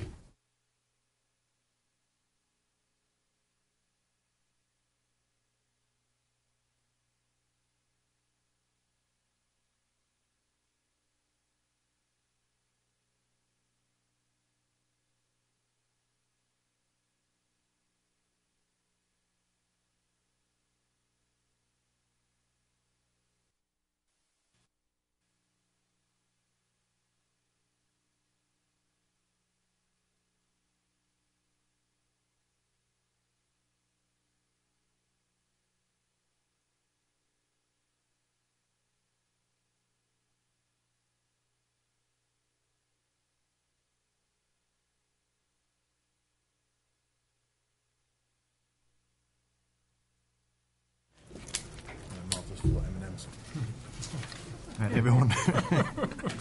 Welcome back. A couple items left. Streetlights. I want to talk a little bit about the streetlight policy. Mr. Chairman, members of the board, board asked pursuant to the citizen question that came up tonight and actually a couple of weeks ago to get back to you and let you know, A, was there a policy of the board with respect to streetlights?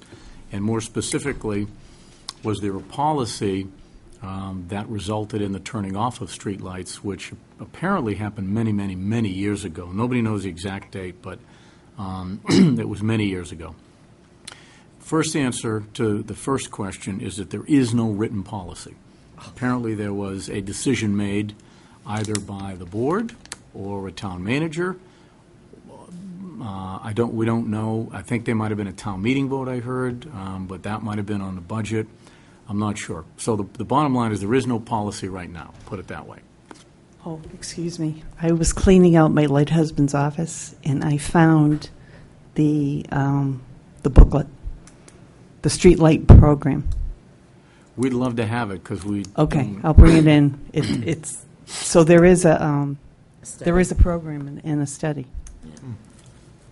I'd love to look Found at it. that because Okay. that might tell us something that we haven't been able to discover Yeah. so far. But in terms of a board of selectmen policy or a town manager policy, there isn't something that says like street.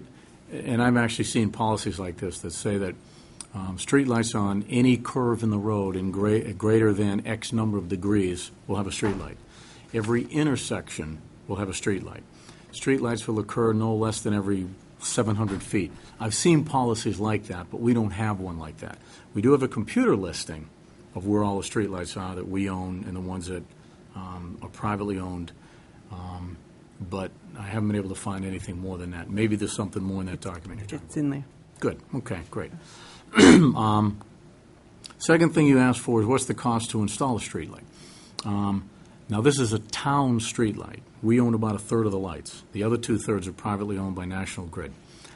So, our contractor is Republic ITS, and they charge $463 for a 6-foot arm, the thing that goes out, a 50-watt light. That's the standard light. That's the orange one, this sodium vapor light. Not the white one, that's mercury vapor, and not a bulb, that's an incandescent. Nobody puts those in anymore. But this is the orange-looking bulb, and that's sodium vapor. That's a 50-watt sodium vapor, wiring and installation, $463. Then there is a survey and connection fee from National Grid because they own the pole for $300.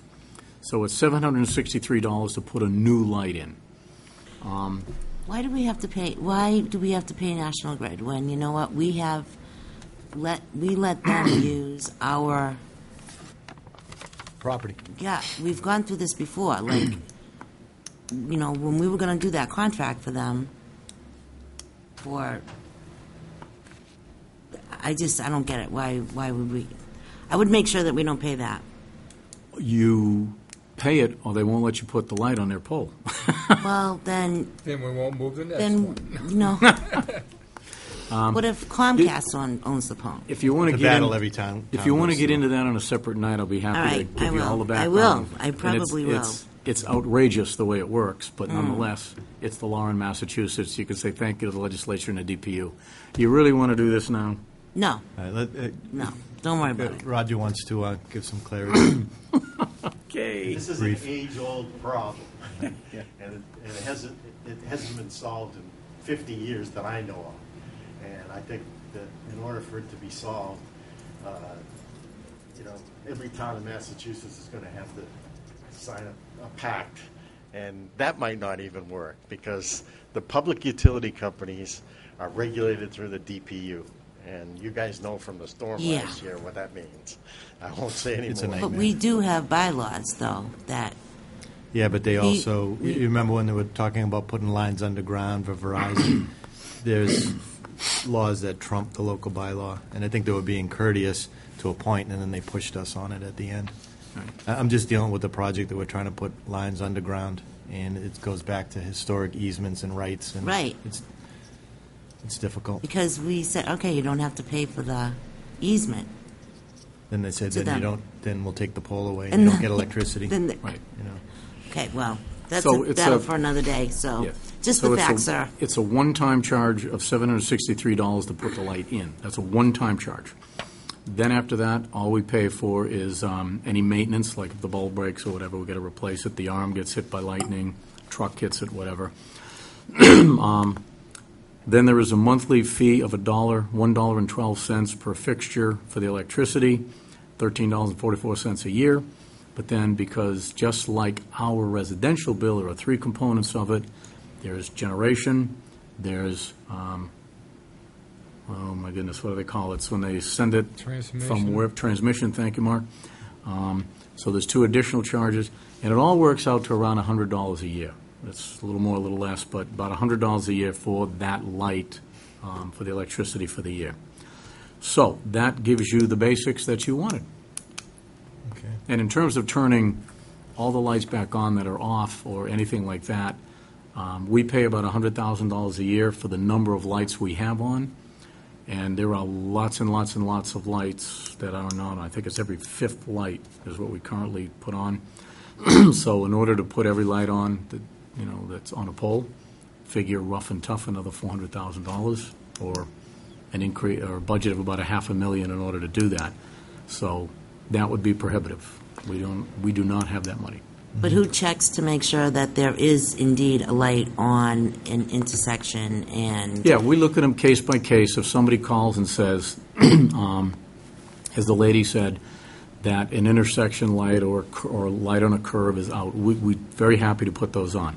Or it's, I had one turned on some time ago that was down by the Rod and Gun Club because there was no lighting for a distance of about 1/8 of a mile, so we put one on in the middle of that span. So we do it on a case-by-case basis, and generally, unless there's some good reason, we'll turn the light on for folks. Yeah. But as the request was made tonight to just blanket, put all the lights on all the poles on 4 or 5 streets, Yeah. were you to order that, the immediate cost, would be manageable, but we would immediately have the problem if you're going to do that on 4 or 5 streets, what are you going to do for the other 100 Right, streets? right. So, Okay. right now, my recommendation is, it seems to be working. We don't get a lot of requests. We get maybe 10 a year, and we turn them on. And seems to be working, and so that's the only complaint we've had. I think one of our neighboring towns just went through this process with a selectman. The selectmen, in their infinite wisdom, said, well, shut the lights out to save money. And it was problematic because of the safety issues, and then they wanted a study, and I think they ended up just turning them all back on. So Yeah, I wouldn't recommend that we turn the lights off in Foxborough. We saw what happens when the lights go off in Foxborough. It's not pretty. So if it's not broken, don't fix it, maybe, right now? Unless I just think unless you if get people complaints. have, legitimate complaints Mrs. that Kennedy it's did, like, then, or if they see an intersection that isn't lit at night, just call the town hall and, Or a handicapped child or something. yeah, there's circumstances that, So, that warrant it, and all they have to do is call us, yeah. One question that kind of spun out of this a little bit, if there's questions, because I've been getting some calls for street signs, lighting, once you offer something, it comes in, and I think other selectmen have as well. Please don't reach out to Roger, and not that you were complaining, but I got in the middle of all this stuff that's going on. If there's a question, go through Kevin, and that way we're not giving direction to Roger, because Roger's running around trying to please all 5 of us. And it's probably... And that's my job. It's not an issue now, but it is a little problematic, so, either Strike go my through me orders, or go Roger. through... Yeah, I don't want to Kevin. miss the enjoyment of that, so please don't deprive. Which brings us up, can you talk to that lady about the child sign? I don't know if you got my email. Yes, I did. Off of, I haven't talked to her yet, but I'm just going to do it. It's the thing to do. Just so you folks know, when you send me an email like that, whether it's for a street light or a road sign or something, generally speaking, whatever it involves, be it a complaint about speeding, whatever department, it usually goes out within a day or 2 or 3 to the department head, basically as fast as I see it on email, with a request for the department head to report back by email typically, and then I'll CC you And if it's something that I think really the whole board should know about, because it's something others may be getting calls about, then I'll CC all of you to let you know. And then we just take those responses and we drop them in a file in there called our citizen complaint file. And sometimes we get written ones and we respond in writing. Same thing, it's in there if you ever want to look at it. Not a ton in there, but there's a few. Okay. All right, 2 items left. Discussion on town manager's salary. What I had emailed, or I'd asked Sandra to email, was Kevin's contract, so you should all have that. And then the addenda that we released. Well, that was initiated, I think it was around February, and the minutes were just released today on that. So you should have his contract with the dates and the salary and the adjustment. So,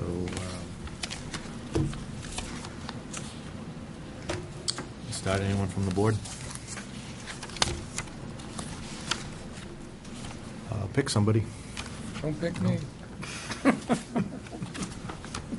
Well, let me back up a little bit. Well, because you have... aside from his personal review, at Kevin's performance review, I got some heat from some citizens that said, how dare you do Kevin's review in the public? How would you like that in the public? And Mass law is very specific that his reviews have to be in public, and there's reasons for that. There's uncomfortableness, and I'll be the first to say I don't like doing it. I'm sure Kevin doesn't like doing it in the public.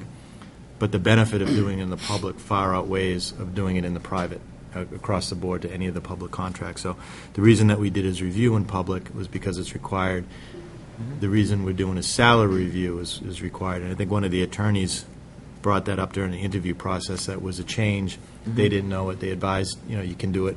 The only time you do it in private is if there's a legal issue or you're negotiating with them in the first place. That's in private. But this has to be in public. So I somewhat apologize for the uncomfortableness about talking about your salary, but I thought it was important for people to understand that. So we have a contract that began in 2010 on October 4th, and we're required to review it come May, I believe, June, and it's based on his performance on meeting his goals and objectives. And that's what we went back in February to kind of clarify that and went back and forth. So there's documentation on the amendment to clarify it, and that's what we did with the council. And we're here to look at not his performance review, because that's what we did last time, that's passed, but the merits of a increase, decrease, leaving, well, actually not decrease, but That's zero what- on the way up. That's what his contract requires.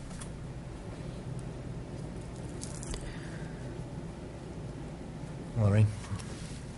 Okay, well, I went back through the evaluation and, looked at all the comments again, and, I think that the overall summary where Kevin has met Selectmen's expectation warrants a discussion on what type of increase should be awarded out in the private sector. Again, I can only speak for a couple of companies that I'm familiar with. Typically, you'll see a 2.5% to 3.5% increase for someone who meets expectations. Someone might luck out and get a 4 if they're at exceeds expectations. So where we meet expectation, I thought maybe that could be like a starting point of discussion for us to talk about. I think that the list of accomplishments is significant, and while there are certainly areas that all of us wish to see improvement, I think Kevin has acknowledged that he will continue to work to improve in those areas, and I think it will be important to recognize the body of work that has been accomplished to date. It was a rough year all around. A lot went on, and I think even despite that, so many goals were met. I think I would just throw those numbers out as a starting point. I did ask what the step increases were in the new pay plan, which would be merit related. Those are also 2.5% to each of those, to the new Yep. plan, so with some flexibility there for merit. On So- some, not on all, though. I think is it on all the, in the personnel, in the salary update that just happened, where there are now 10 steps, is that correct? Correct. In each year, when someone is evaluated, there's some potential merit component to that. So if, say, someone does not meet standards, they wouldn't get the full 2.5% step, correct? Correct. Right.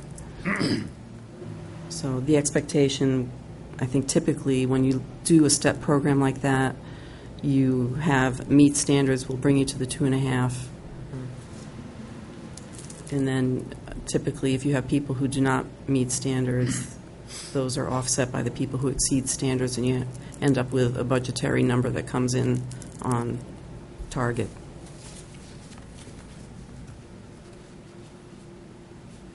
So your suggestion is between 0 and 3, is that what you said? Is I'm that- or suggesting not- between 2.5 and 3.5 is what is out in the industry that I'm familiar with. Okay.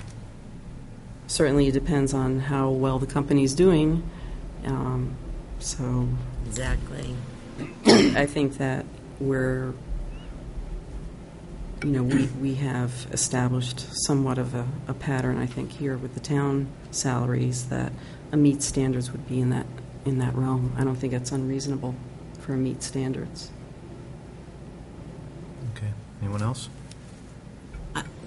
Just,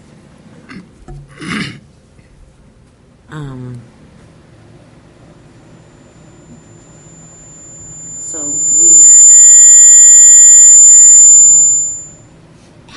Thank you, Frank. So it was 3% Last year? for last year, was correct? 3%.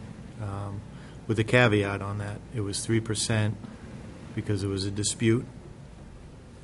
And I think at the end of that exercise, it wasn't a merit, it wasn't a COLA, it was an agreement because both sides, if you remember, we gave them 0.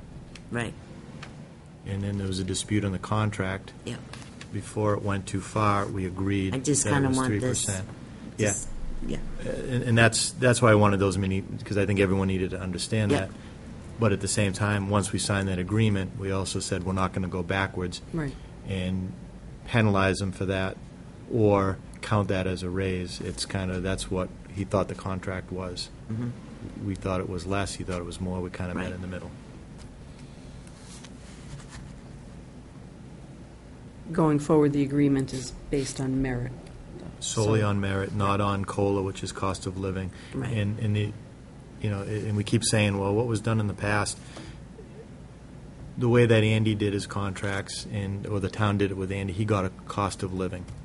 It was specifically excluded in Kevin's contract that he does not get a cost of living. It's solely on merit. Mhm.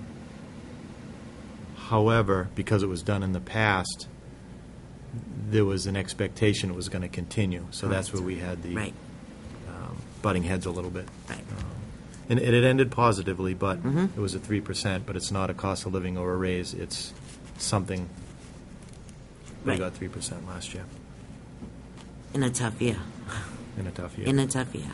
And again, a tough year. And we're asking folks to take 0. They- Are you shaking your head? No. Yeah, I think No, they've we're already not. they've already taken their 0, so now everyone is back up to. Right. Well, What they I'm took a saying 0 is- for a year and then a 3%, so the average over the 2 years was 1.5. Someone won one split. Oh, that's right. And nobody took a 0. If the people took a 0, Took a 0. that took a 3% last year. Right. And if they take a 0, then they'll take a 3. So the average was 1.5. So Kevin got 3% last year.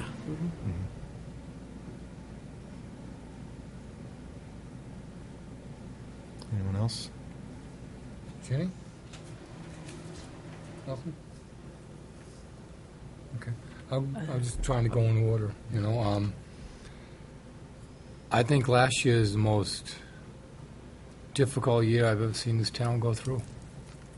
the natural disaster, a second natural disaster, a conflict of, well, I'll say a disagreement of where the town would be moving forward between the citizens, and troubled issues with board members personally. Is my 6th year on this board, I think. I forget. I think it's my 6th. I've never seen anything like this year in my life. And combined of all 5 prior. I think there's definitely room for improvement.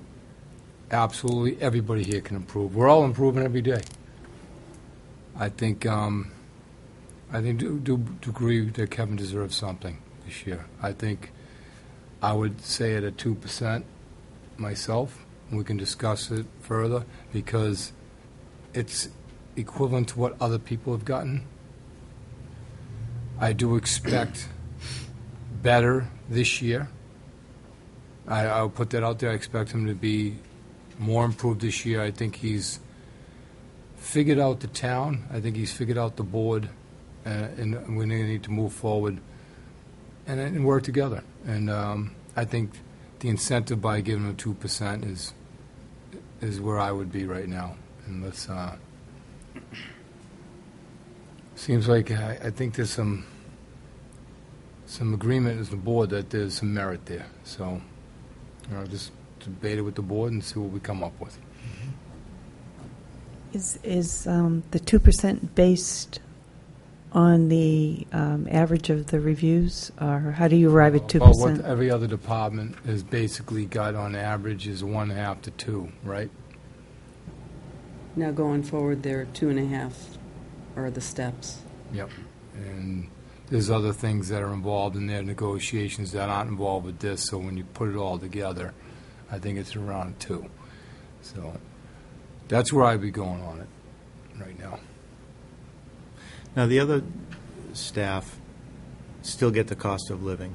So if we give them a 0 and a 3 for an average of 1.5, do they still get the cost of living? The contracts that you work with the staff? No. The increases granted this year across the board for all union employees were the 1-1 COLA. That's right. Now there's the 1% 1% on July 1, 1% on January 1, so it's a 1.5 cost of the town this year, a 2% going forward next year. You understand how that works? Cause Say that again. Okay.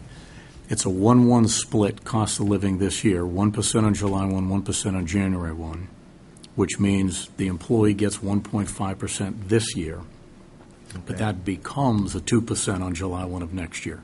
It's just a way to cost the town a little bit less money, that's all. Then for the union employees, there was a variety of other things. There could have been increases in clothing allowance or stipend pays, things like that. I don't want to get too specific here. Okay. So that the goal we were shooting for was to have the union contracts, cost of contract, which is all in, be around 2%. For the non-union employees, they agreed to give up their 1-1 split in favor of being put on the new pay plan. Now, I can't give you a number in terms of what happened because for some employees, that was a very, very large increase on a percent basis, but that wasn't a raise. That was because the employee's position was being underpaid, and the study revealed that, and so they came up to where they should have been. For other employees, there might only be a few $100s. For some, it was a couple $1,000s, but it wasn't a raise. It wasn't a merit raise or a COLA. It was simply the new grade that they were going to be on and the step that they were closest to currently, but not less than. So it was a bit of the luck of the draw where that ended up everybody going. Mm-hmm. Okay. So when we compare it to, I mean, you bring up a good point, Lorraine, but when you talk about in your experience in the private sector, average or meeting expectations is 2% and 2.5 to 2.5 to 3.5. 3%.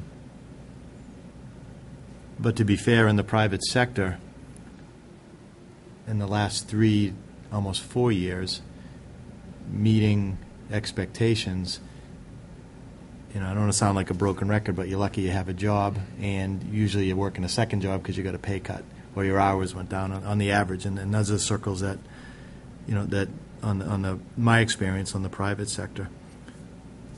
When times are really good, the private sector makes a lot more, and the public sector suffers a little bit because they're in these steps in, the 1% and 2%. So I keep going back in my mind to one of the first steps that we did to try to save the town money is to say, look, everyone's going through a tough time, private and public. There's layoffs coming. There's cuts. Everyone's doing it in every town around.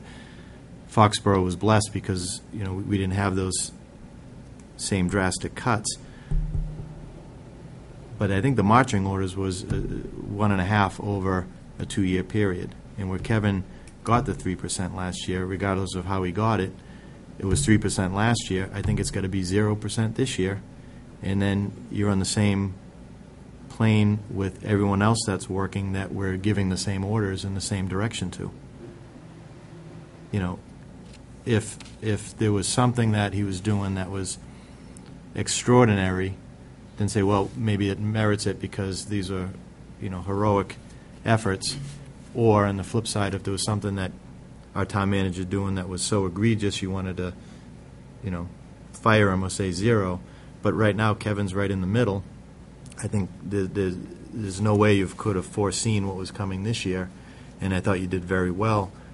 But there is room for improvement. Some people thought he did up. Some people thought he did down. I think it's right in the middle.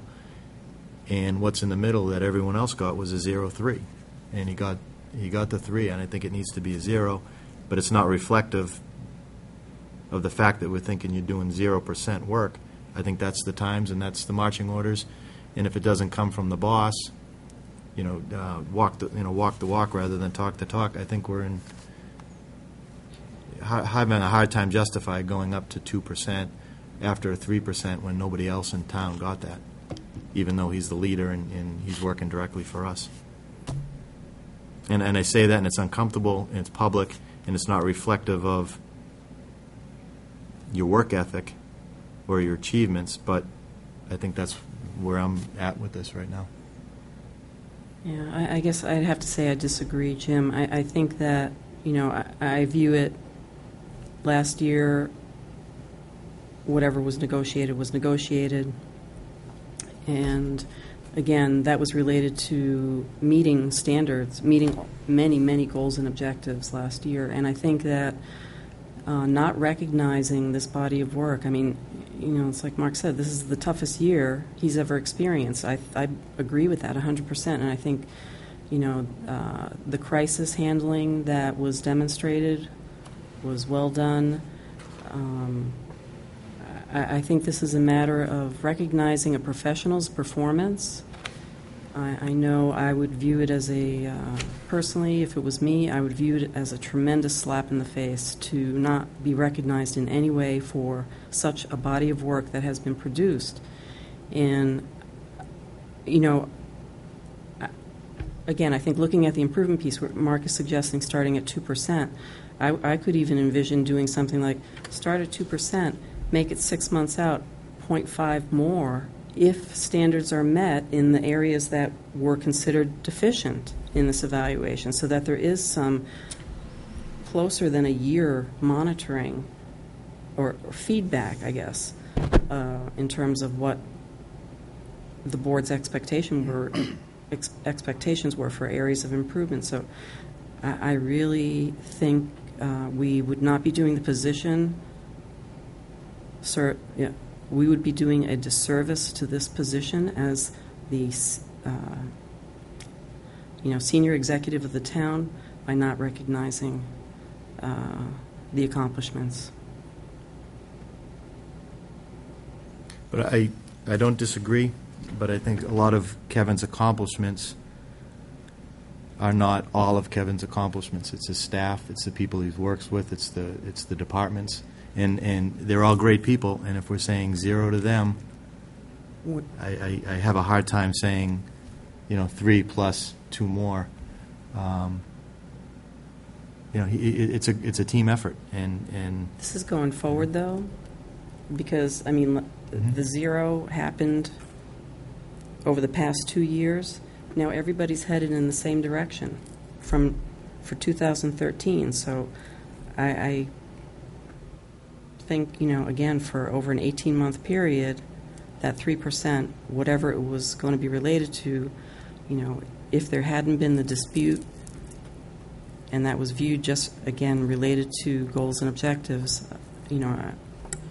I still think we're in the where all the other employees is going forward. Everyone is getting an increase. To not give an increase to the person who, the town administrator, any senior manager in any company, of course, all of their employees are doing all that work, but they are orchestrating it. They are the maestro. Call it what you want. They ensure that work happens. And it takes a certain skill to do that. Not everyone is born a manager, and a lot of people who are in management positions struggle because you can't learn that skill. Some people just innately have it. Some do it better than others. But I think that, again, in his role as town manager and as we have evaluated him based on this work being accomplished, I strongly recommend that we consider, at a minimum, 2 now, 0.5 more 6 months later, if not 2.5 right now, because I feel that, again, 2.5 is on the low end of someone who has met expectations, who has accomplished this body of work. But you're also speaking from someone who rated him the highest. There's 4 other people there that didn't rate him that high. Mark and I rated him very similarly. So, I think, and again, even when you take Larry's ratings out. Let's not go down that road, okay? Well, I'm Let's just stay trying to say. positive All right. here. So, I don't want anybody to think that I skewed this. No, not at all. No. But I think everybody on this board needs to put their opinion out, respect everybody's opinion, come up with a consensus. And so far, we got 3 solid ones, and I'm looking down the other end of the table. Oh, mine, that's why I started off with, we had given the 3%, and Kevin has been working with the unions and the non-unions, and, told them they had to take the 0. So they took the 0. So now I think it's Kevin's turn to take the 0. I think it's only going to better his relationship when he goes and he sits down at the table to these folks. And I'm not positive, but I think that even the new superintendent took a 0. So I think, am I wrong? Did you? She didn't. She took a what? She had an increase. She had when an she increase. Came on as new superintendent. Okay. I just, so didn't Kevin. Mm-hmm. And now I think it's... But I think, the 0, that was in place before Kevin even got here. I mean, that, again, we're talking about past 2 years. Right, and they haven't been the best 2 years, Lorraine, money-wise. I'm just saying, that's what we've preached to everybody, that we don't have the money to do this. And that's what Kevin presented. And he told us all. So, I'm not saying that Kevin's done anything wrong. I'm not taking anything away from Kevin.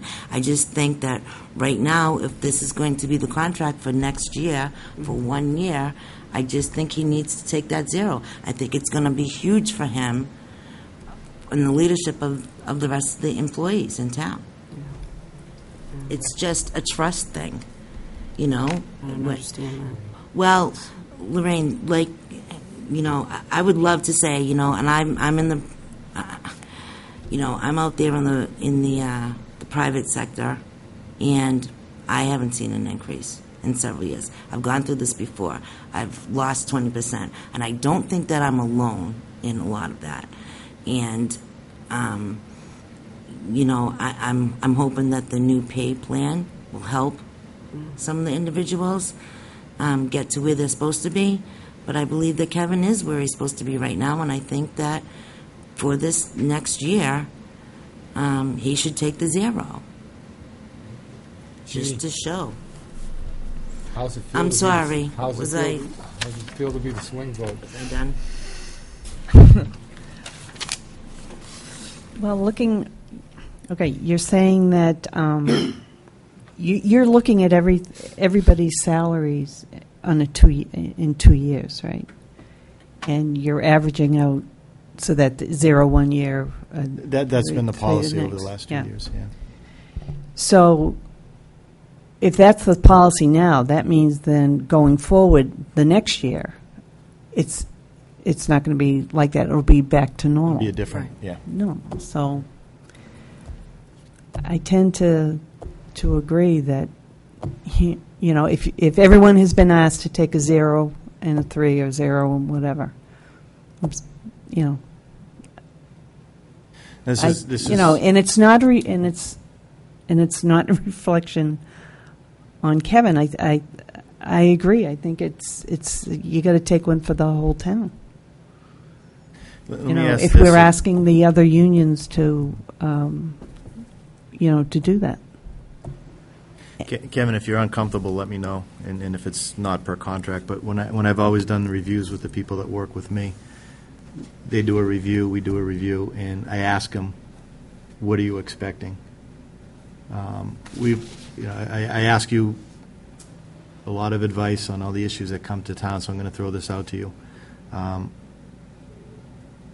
We're in a crossroads here where if we go in a direction that you're not happy, it's going to be harder for us, but so be it. You've got expectations coming to this for your performance review and your salary review. What's a number that you would like to see? And if you don't, I'm putting you on the spot and I don't expect an answer, but if you wanted to answer, I'm willing to listen. I won't offer the board a number. Thank you for the opportunity.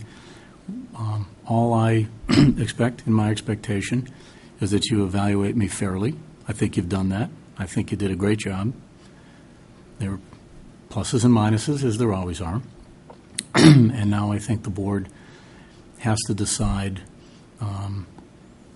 what that review merits. And whatever your decision is, I can assure you I will respect it. I know how hard you worked at the evaluations. I saw them. That was a lot of hard work. And I know, as uncomfortable as this may be for me, it's also uncomfortable for you. This is not an easy thing to do. I also know that you're trying to balance performance with political expectations, people that you answer to, your constituents, and what they think is fair and not. And I also know, and this is probably more importantly than anything, I signed a document that says, from this point forward, I will trust you, ladies and gentlemen, to do the fair and right thing, as however you view that to be. I didn't sign that because I intended to complain after you made your decision. I signed it because I decided to trust you. Okay, fair enough. Well, that helped. Thank you, Kevin, seriously. I'm in kind of an awkward position because if this had been done the first week in May, I wouldn't have to make a vote. I wouldn't have to decide. This should have been done beforehand. No.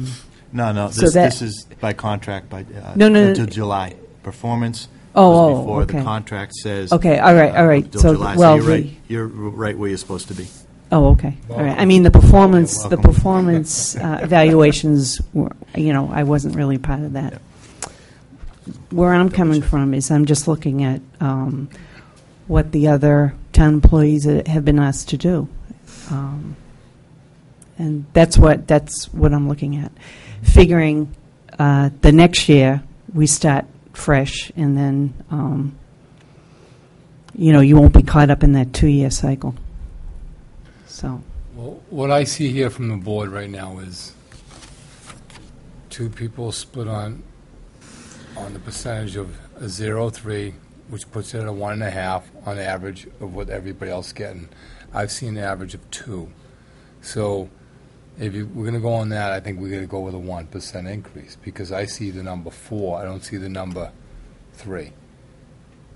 Because with the COLAs and the other things that comes up, if your board's willing to consider that, that's, but I think if we're stuck in the middle, there's compromise. 2 are saying this, 2 are saying that. Is there room for compromise in the middle here? Show some good faith and for the future, or do we just? I mean, I can see the way the board's going to vote right now. I'm trying to turn it a little bit to say, let's throw something there. To say, okay, we want you to stay and play. We're going to give you a little more, but you're on. What are you saying, Mark? We want you to stay and play. Come on. That's silly. Well, it's kind of just I mean, I know I'd be disappointed. And you know what? Do you know how hard it was for Kevin to go to those people and tell them, look, you're not getting anything this year. You're not getting anything. It was very hard. It was very hard for all of us. There was all discussions about, having a new town hall and everything and all these things. And he had to go and tell those people. It's very difficult for me to say, Kevin, I'd like you to take the 0. But I'm not saying that, and he didn't just say, well, if you don't give me anything, I guess I'm just going to leave because you're not appreciated. I'm hoping that, we do see Kevin, be able to spend more time doing the things that we want him to focus in on and those things. I'm not taking anything away from his job, and I'm not asking him to, make a decision to stay or leave. That has nothing to do with it. What it has to do with is what's fair is fair. And we have gone to other people in town and said, look, you're going to have to take a 0. And that wasn't negotiated. We couldn't. Kevin had to do that. So now, I know what Kevin must have gone through, because it's hard, but... Wasn't that the year, though, that Kevin came, that the people took their 0?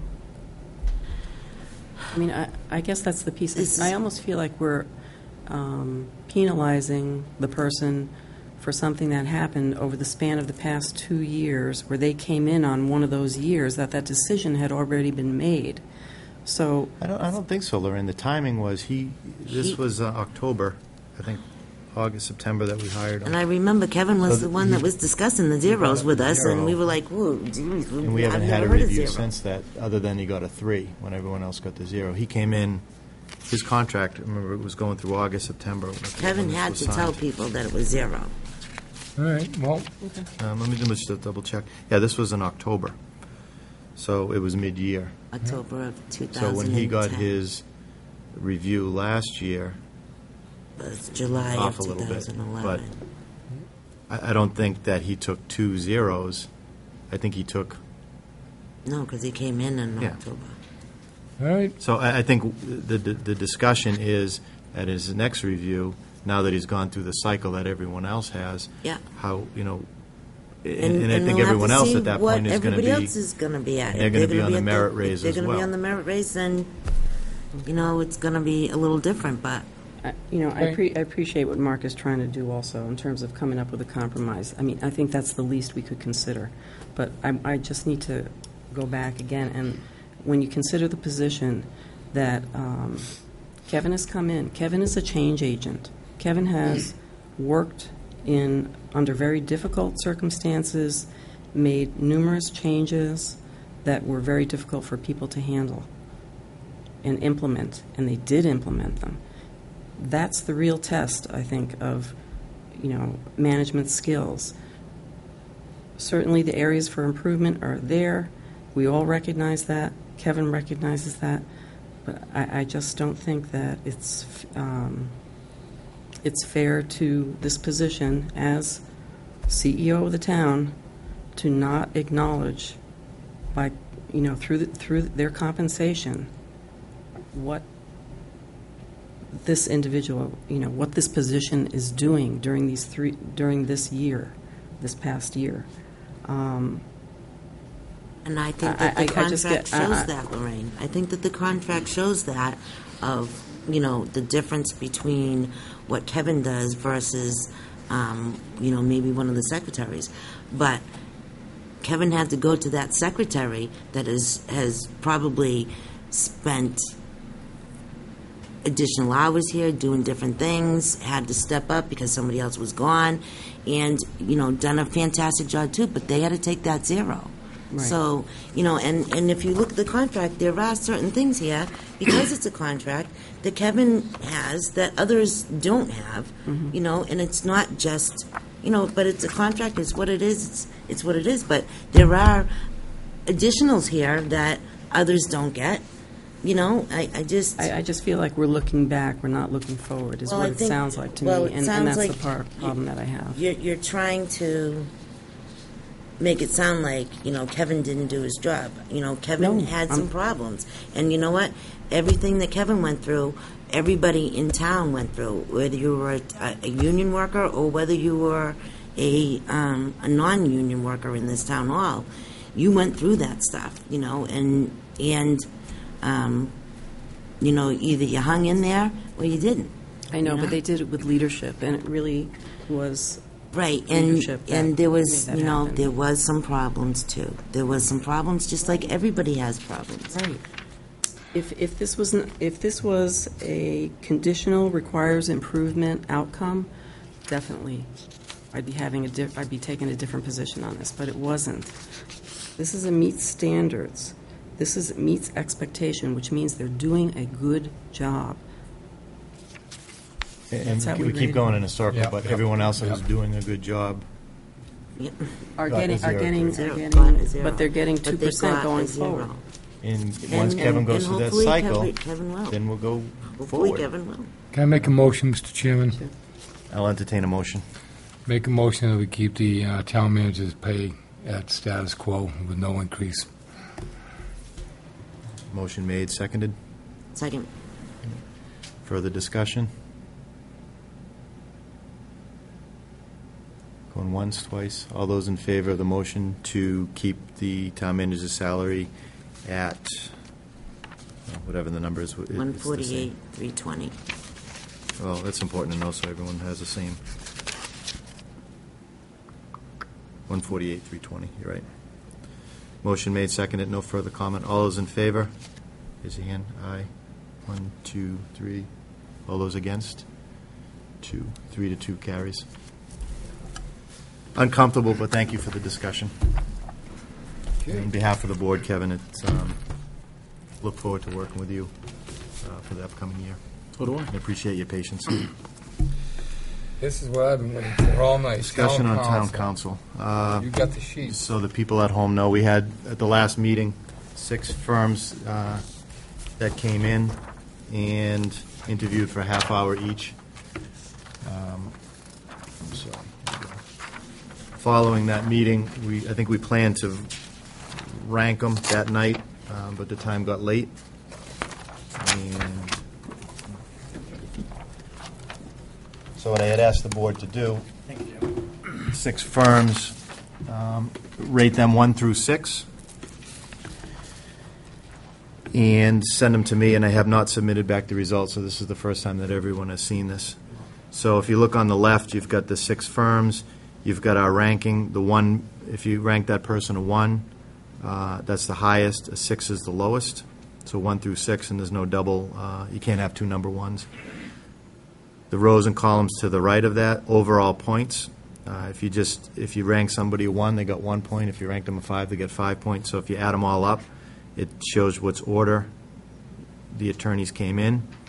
And then I put 3 more columns: the number of 1s, the number of 2s, and the number of 3s. So for instance, the attorney on the bottom, 3 people gave him number 1s, 2 people gave him number 2s.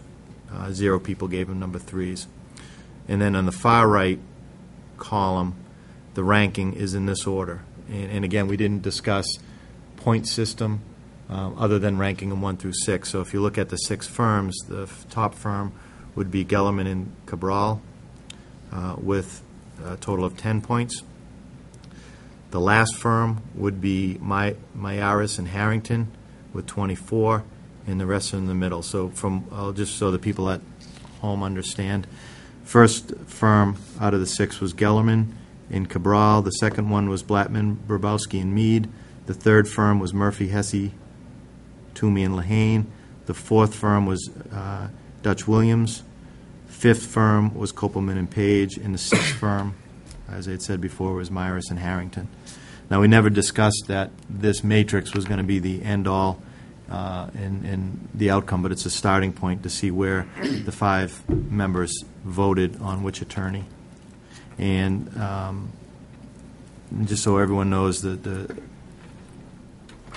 information that we received, these are all the booklets, so we all had a chance to read all of the information that was given us, and then the half-hour interviews, and then a week to think about it. So I'll open up to the board for discussion. Mr. Chairman, could I suggest that we bring the first and second counsels in for a second interview for exactly a half hour each again? So that would be Gellerman and Cabral. and then Blattman, Brabowski, and Mead. Correct. Okay. Anyone else, thoughts, suggestions? Would you consider the top 3 just because second and third are close to each other? Third being Murphy, Hesse, Toomey, and Lehane. Yes. Okay. Anyone else? I'm assuming that wasn't a question to me, but to the board. Yeah. Yeah, I'd go with the amendment of the top 3. I wouldn't mind having them come back, the 3 come back in.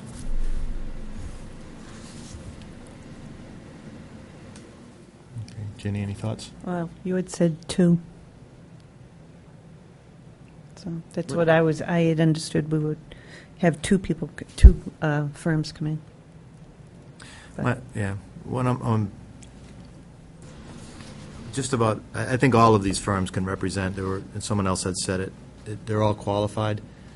I think 90% of the stuff that we need to know, we got in the interview and in the booklets. I'm comfortable with 2. If you want to do 3, I'm not sure what more information Yeah, I think that you're we right. can get. I think you're 'Cause right. one was a pretty strong leader, and the second and third were kind of a little further back, but Yeah, close. they are further, yeah. I guess, the reason why I'm interested in seeing the second and third together is because, recalling their background, I think it would be good when we have our next set of interviews to, again, have more in-depth questions, and that might help even further differentiate.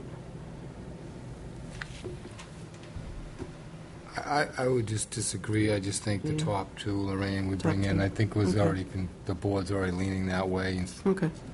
I mean, Because not I'm one of the actually board really members picked. surprised at the Nobody result. picked that for number 1. I just looked at that, There's so. no number 1s Yeah. in there exactly, so Mhm. it's, And only one person picked him as number 2. Yeah. Nobody even picked him as number 3. so I say 2. the We got top 2, number the 2s. top 2, and that way we can move forward with this. It's been over a year since we started this process, and conclusion is near, and I'd like to see it happen sooner than later. And, I appreciate all the applicants. Like Jimmy said, anybody, one of them could represent this town, but the board has clearly said these 2. I mean, I'm ready to go with number 1 if that's the way people want to go on this board, but I think with the ones in the number 1s, 3 got 3 number 1s, 1 number 2. I mean, I just think the top 2, and then and then we can discuss with them if the board could create 1 question on their own and submit it to Jimmy, our own questions that we'd like to ask them. We'd ask the same fair process. There's no introduction needed this time. We know who they are, so we don't need the 10-minute introduction. We can get into 1 question per board member and a follow-up, if necessary, in a half an hour. If that would be what the board would agree to. And then from that point, invite one of them back to negotiate a contract. Correct. Right, because that's. Is that a motion? You guys comfortable with that? The 2? So I'll make a motion, Mr. Chairman, that we bring Blattman, Brombrowski, and Mead, and Gettleman and Gabriel back for a second half-hour interview at the next scheduled meeting of your choice, and the board to prepare one question each to submit to James, the chairman, and be able to have a follow-up question in the interview process, and then the board to vote to select one to go into negotiations with. Okay, motion made, Second. seconded by Linda. Any follow-up discussion? Makes sense. That's it. All right, all those in favor? Aye. Opposed, 5-0. Pauline? Next agenda, I'm assuming? Well, that next agenda is... It might be away. I mean, it's July 4th. Yeah. Hey, you Mike, can ask. we got the joint school committee. My meeting. concern is, Fiscal year? It's already by, right? we really need to get somebody under an agreement other than the current hourly rate, because the budget is an absolute train wreck. Well, that's, both of these had, So that's what I'm saying. I think you need to make a decision, and then I need to negotiate something with somebody to get this. Well, our of next control. agenda, I don't have it all laid out, but we've got the joint school committee on the July 10th. Understood. Do we have a meeting before that? We just got the planning board... No. so that shouldn't be that big a process with the joint, the school committee's going to make a recommendation to us, and we just debate it quickly. Yeah, I'll reach out to to Bev Lord, the chairman. I don't know how she wants to do it. I think they're going to take the lead, but the law requires us to vote on it as well. Right. It's different than the other school, like the La- planning board last- sends us a recommendation. It's not the same. Last I saw, you had 3 applicants. So if you've got 3, you do, I mean, these are all presumably folks that are known to you, so you do 15, 20 minutes each. That's 45 minutes odd. In our do our meeting can be less than a hour. half an hour Yeah. because that included a lot of their presentation, which Right. we don't need to hear Right. anymore. Yeah, right. And- That's what and I- mean. yeah. You Then give if you them do an hour for this, Yeah. you start at 7, some other regular business, so I would guess around 9-ish, you ought to be able to get into the executive session. I wouldn't get into that executive session much later than 9, because that is going to be an enormous discussion. And frankly, if you don't start it till after 9, it's going to be a problem. Yep. And and the reason you're doing it that night is because you need the school committee jointly with you. Yeah. Is collective bargaining stuff. All right, so let's put this on the agenda for July 10th. July 10th. Would the Yeah. board consider starting a half hour early that night? Because that would give you, That would give me lot of Linda flexibility. about 2 seconds to finish up our... Rain's little going to meet- do it on the 10th. So the meet and greet, that'll give us about quarter of... we'll have tacos and Coke here for you. Yeah, I gotta have to have, Okay. from an hour and a half sitting in here, I'm gonna need a couple of minutes. Yeah, Ju- when do you just start 'cause you gotta that? return phone calls for business and everything, so if you give me 15 minutes, start at 6:45, I'm fine. 7:45? Just like tonight. Is that okay with the board? Okay, Quarter great, of. thank you. I just gotta make a few calls. And I just wanted to say just a word about Paul Durensis and his firm. He's been a town council for a number of years. I know there's been stuff in the newspaper. I've gotten to know Paul a little bit, only on the professional side, but he's a selectman. I think he's a great person. I don't think the firm was a great fit. I think that's where you saw it in the rankings. But a stand-up gentleman. He worked very hard for the town. And I just want to make it clear, it's not a reflection of him personally or anything specific. In my opinion, it's just that as councils change, as this one did and the one prior, it's circumstances, it's direction of town, it's things that are on the plate. Personnel. I get jobs all the time and I lose them because of staff, whatever. I just want to make it clear, it's not a reflection of Paul's ethics or No. whatever. It is what it is. So I wanted to thank him for his service. Okay. To action, Mr. Chairman? Yep.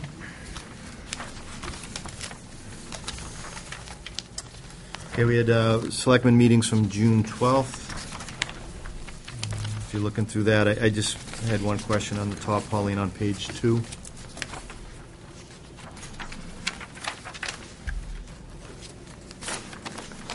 where it says, on the very top sentence, talking about if anyone wants to be considered for the school committee, please feel free to come to the meeting. I think it was, please feel free to apply with the Board of Selectmen secretary or schools committee Yes, secretary. That's exactly what it was. Apply with the Board of Selectmen or school committee secretaries. That's the only comment I had. I move that we accept the Oh, minutes. no, I- Oh, I'm sorry. I'm just waiting for that. Pauline, you all set? Sorry. Are you all set? Yeah. On page 5, the fourth paragraph, under discussion, the last 2 lines, it says, Roger Hill said he is comfortable. Roger wasn't at the meeting. I think it was Kevin Pecos who said that. Yeah, I think that's right. Right. Thank you. I So, thought Roger was here. no, no. Oh, he wasn't? No. He wasn't Yeah. right here, like he was No. tonight? No. Okay. And then in the next one, it says, Roger Hill said that using traffic calming. I don't think he said that. I think Bill Greeter said. Bill Greeter. And he didn't exactly say that. He just said it had been, those traffic calming things had been used around town. I think you should just eliminate it. Yeah, You know? yeah. Just strike this. Just whole strike it. line. Yeah. Yeah. So you strike that whole line. Yeah. Okay. Okay. Thank you. All right. I move that we You always accept have the minutes as amended for June 12th. Motion made by Linda, Second? seconded by Mark. All those, in further discussion? All those in favor? Aye. 5-0, Pauline. Next action item, Bill Caspara has recommended that there's a request for a waiver for certain permit fees for the municipal water treatment facility over in East Foxborough. So moved. These are fees that are borne by the town, paid to the town, nothing to do with the state. Correct. Basically, these are all building fees on the construction of the water treatment plant. So what you're doing, in essence, is you're waiving a transfer between the Water Department Enterprise Fund to the general fund. Now, there's a definite policy question there. And that policy question, since the inspection capability by the inspectors is funded through the general fund. Permit fees. The reason I'm asking is because you've got 2 pots of money. You've Right, got the the water and sewer salaries- enterprise. Right, the salaries and fringe benefits of those inspectors is paid by the taxpayers. Yep. The inspections, i.e. the work they'll have to do to inspect the construction, is going to go on, and that's what the fees are intended to pay for.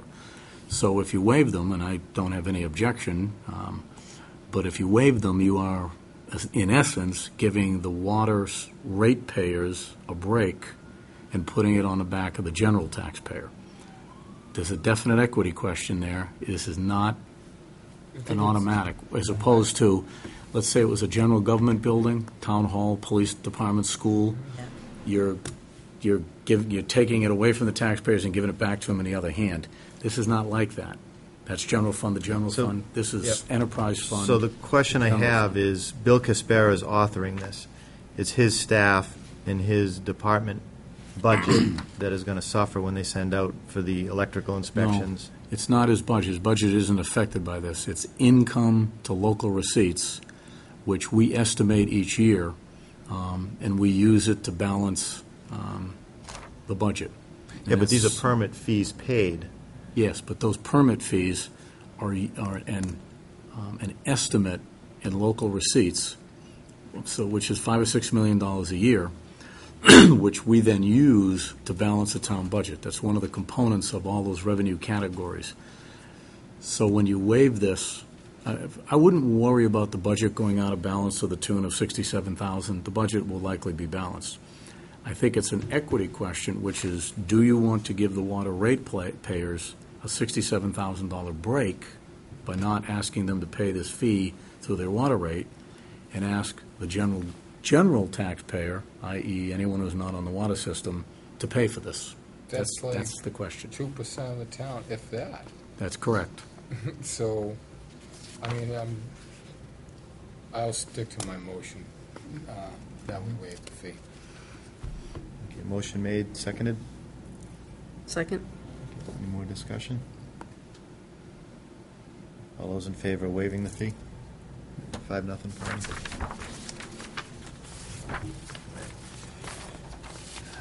There is an issue with the country store. The hearing is going to be held by the ABCC on Tuesday, August 18th, regarding alleged violations with their liquor license. So that's just more of an FYI. This is so that you're aware, this is something that you can also take action on if you want or not. It's up to you as a licensing authority. They are going to take whatever action they deem appropriate based upon the violation that they've observed, and you can see what it is here. You're not required to take action, but you can if you want. I think my question is, I think this was a state operation, Right. a state sting or whatever you want to Yeah. call it.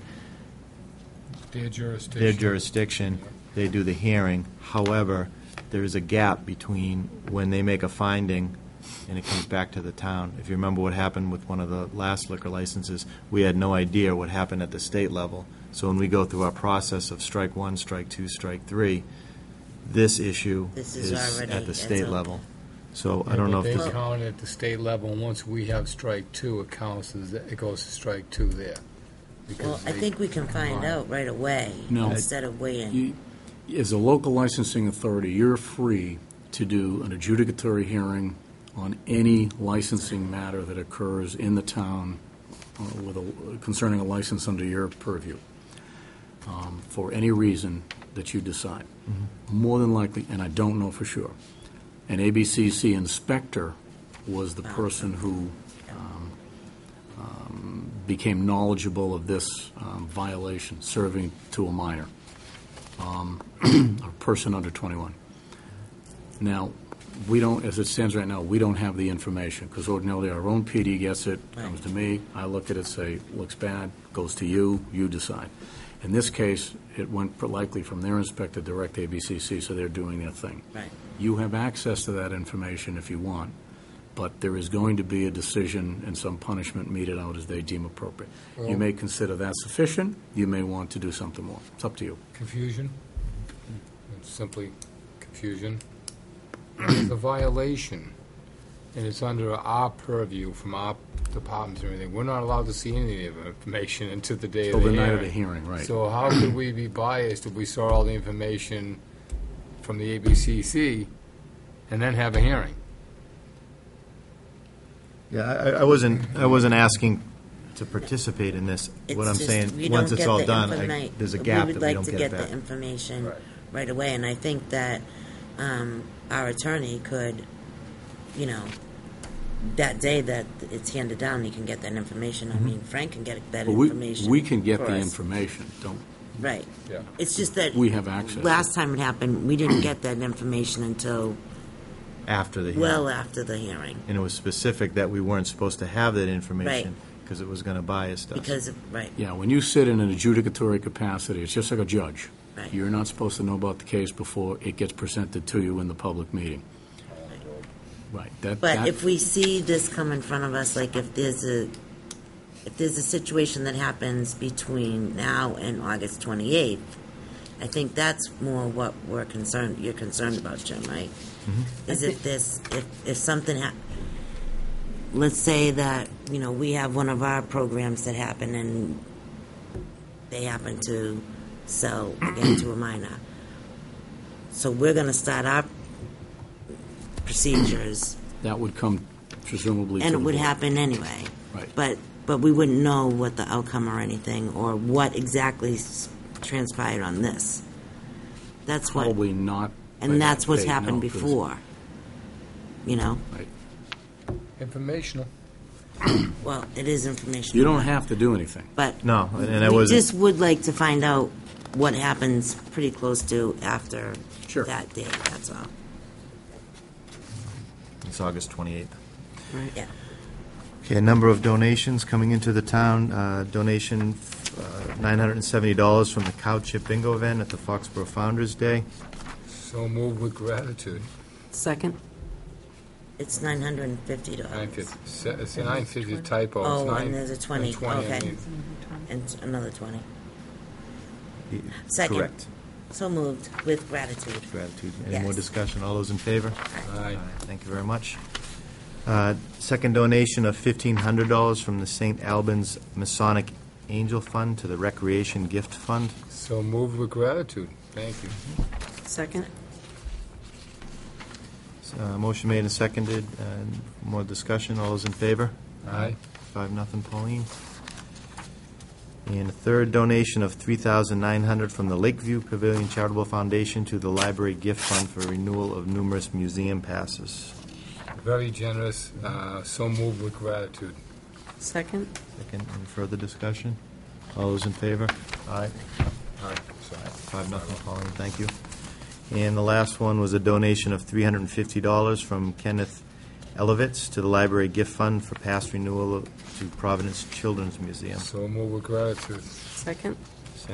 Made by Mark, second by Lorraine. Further discussion? All those in favor? Aye. And last item was release deed for a portion of Oak Street. And there was some correspondence from the Conservation Commission.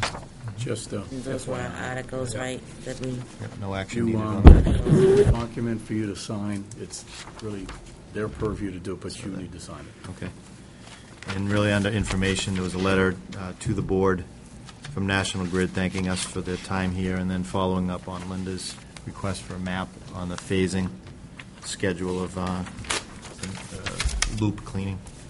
You've got the release deed over there, right? Should be. I think it's in this, it's right here. Yeah.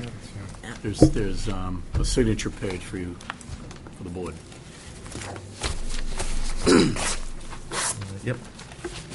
Okay, with that, thank you, everybody. Thank you to Motion Foxborough to Cable adjourn. Access TV for bearing with us for the early start and the late ending. Oh, Mr. Chairman, one more thing. The Asian Ginger, the new establishment of Friendlies, is requesting that they see the board. I'm not sure. There's kind of a language gap there, whether it's for a beer and alcohol, an alcohol license, a beer or wine license, or a BYO license. I've never even heard You of before. bring your own. No such thing. There is in other towns. In the dry towns, they have that. Okay, that's what it, I see. I'm just there- bringing it forward. If there's no licenses available, There is. or it's a dry town, Yep.